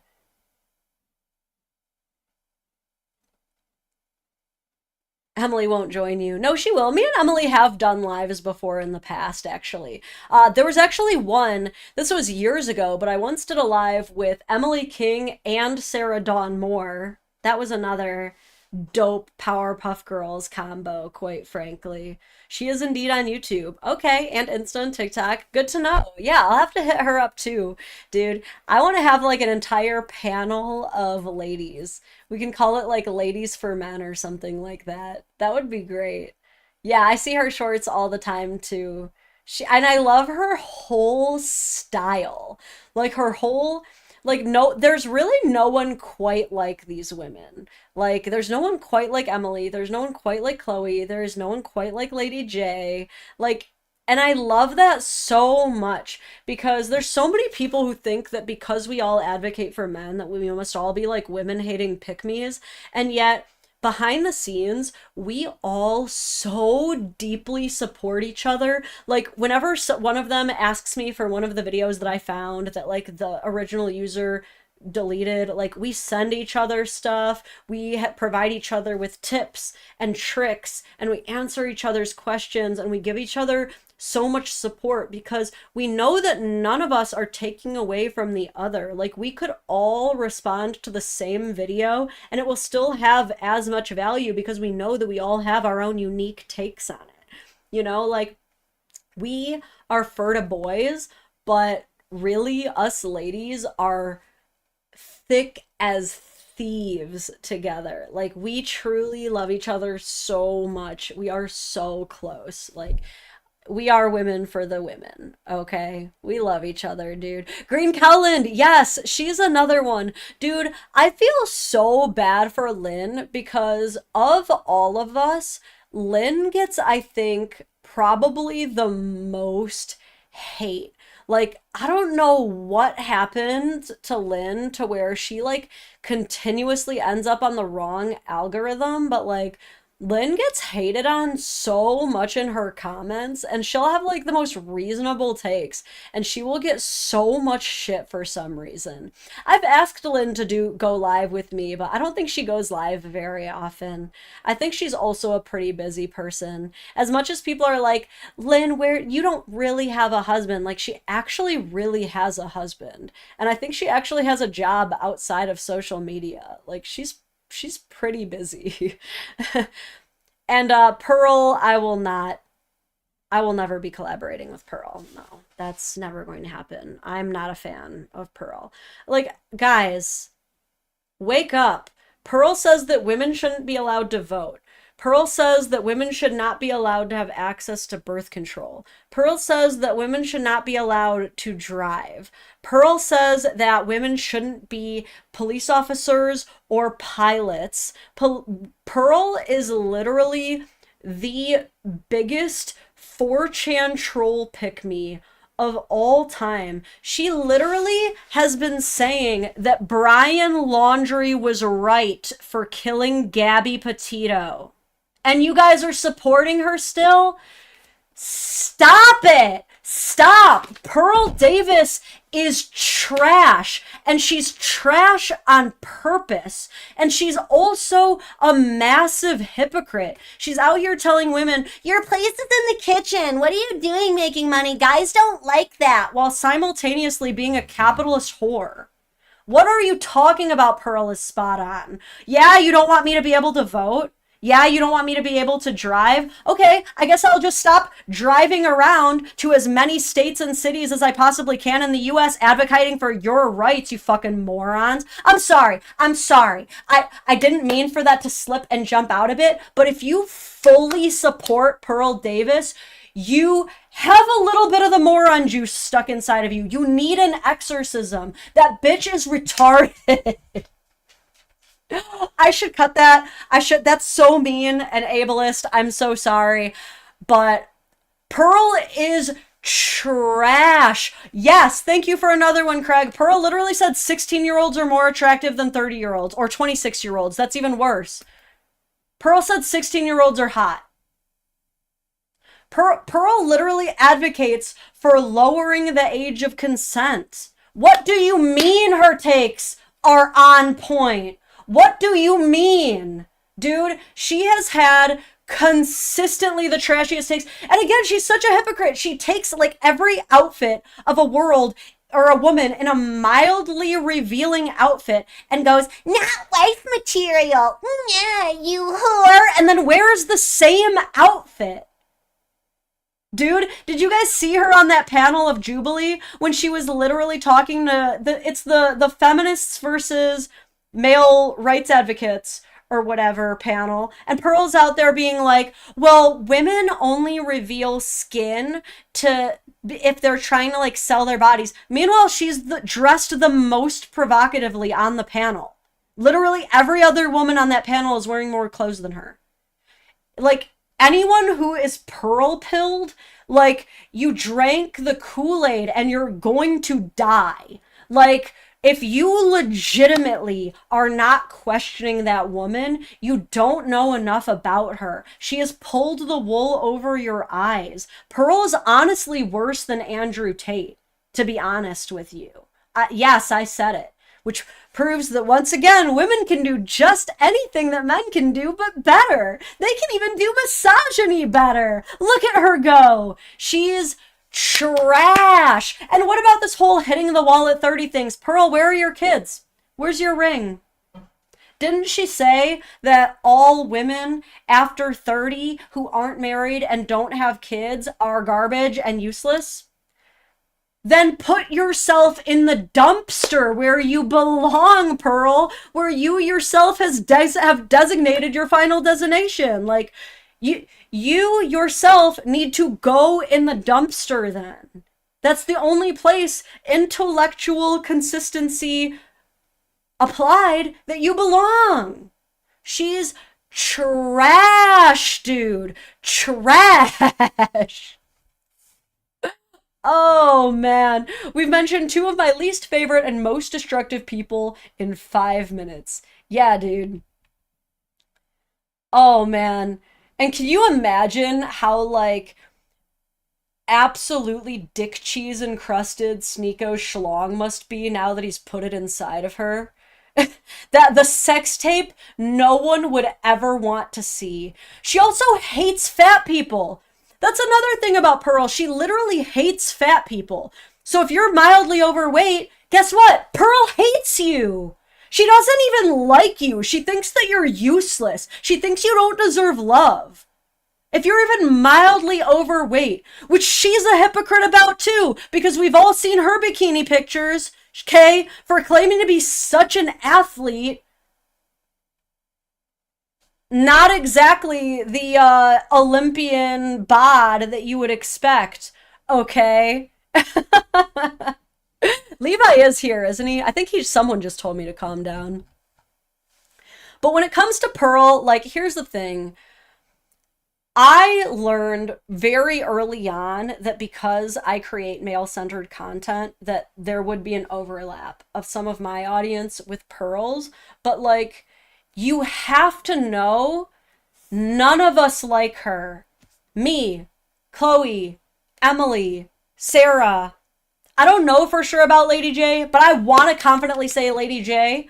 Correct me if I'm wrong. Maybe she does like Pearl, but I would be shocked. None of us like her. None of us like her. And I just finished telling you that we love each other deeply and support each other in everything. This is how you know that Pearl is subhuman, like worse than the dirt beneath my feet. Trash, dude. Like, she has no intellectual consistency. She is the biggest hypocrite. And what's more, she doesn't even actually care about you men. She doesn't. I've never seen her discuss any issues with a legislator, nor do I want her anywhere near our movement. If Pearl involves herself with the father's rights movement, I promise you, because she is an extremist who cannot have a nuanced, reasonable opinion to save her life, I promise you that Pearl will show up to the function with the most dumbass, brain-dead opinion, like, honestly, fathers should just get sole custody and mothers shouldn't even get anything, and will ruin everything for us. Like, Pearl is literally ruining men's chances of actually having rights because she is such a 4chan brained troll that no one can take her seriously. Okay? Like, even Pierce Morgan, a controversial figure who loves other controversial figures, thinks she's a fucking moron. Dude, she poisons everything she touches, and she is killing you. She is killing you guys and everything that you want and need in this world. She is ruining you. She is ruining you and killing you and taking you away from your kids. Stop falling for it.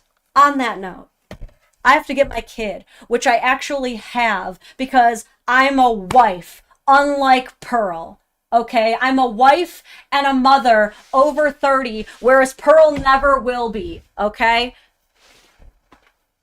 You dumb bitch. Let me fart on your face, Pearl. Trash! Trash! Okay? Oh, what a stupid dumb bitch. Alright, I love you guys so much. Thank you for the workout and getting my blood pressure up. What's my resting heart rate at now? That's a little too high. We're gonna have to breathe out through this new septoplasty to nose here.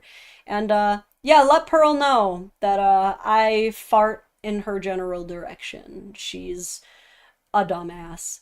But you guys are not. And thank you for hearing me out. To everybody who does like Pearl, please, please hear me out. Everything I just told you is true and can easily be proven through records of her own words. She's not for you. She does not give a fuck about you. She is a capitalist slut who is a hypocrite and follows none of her own values.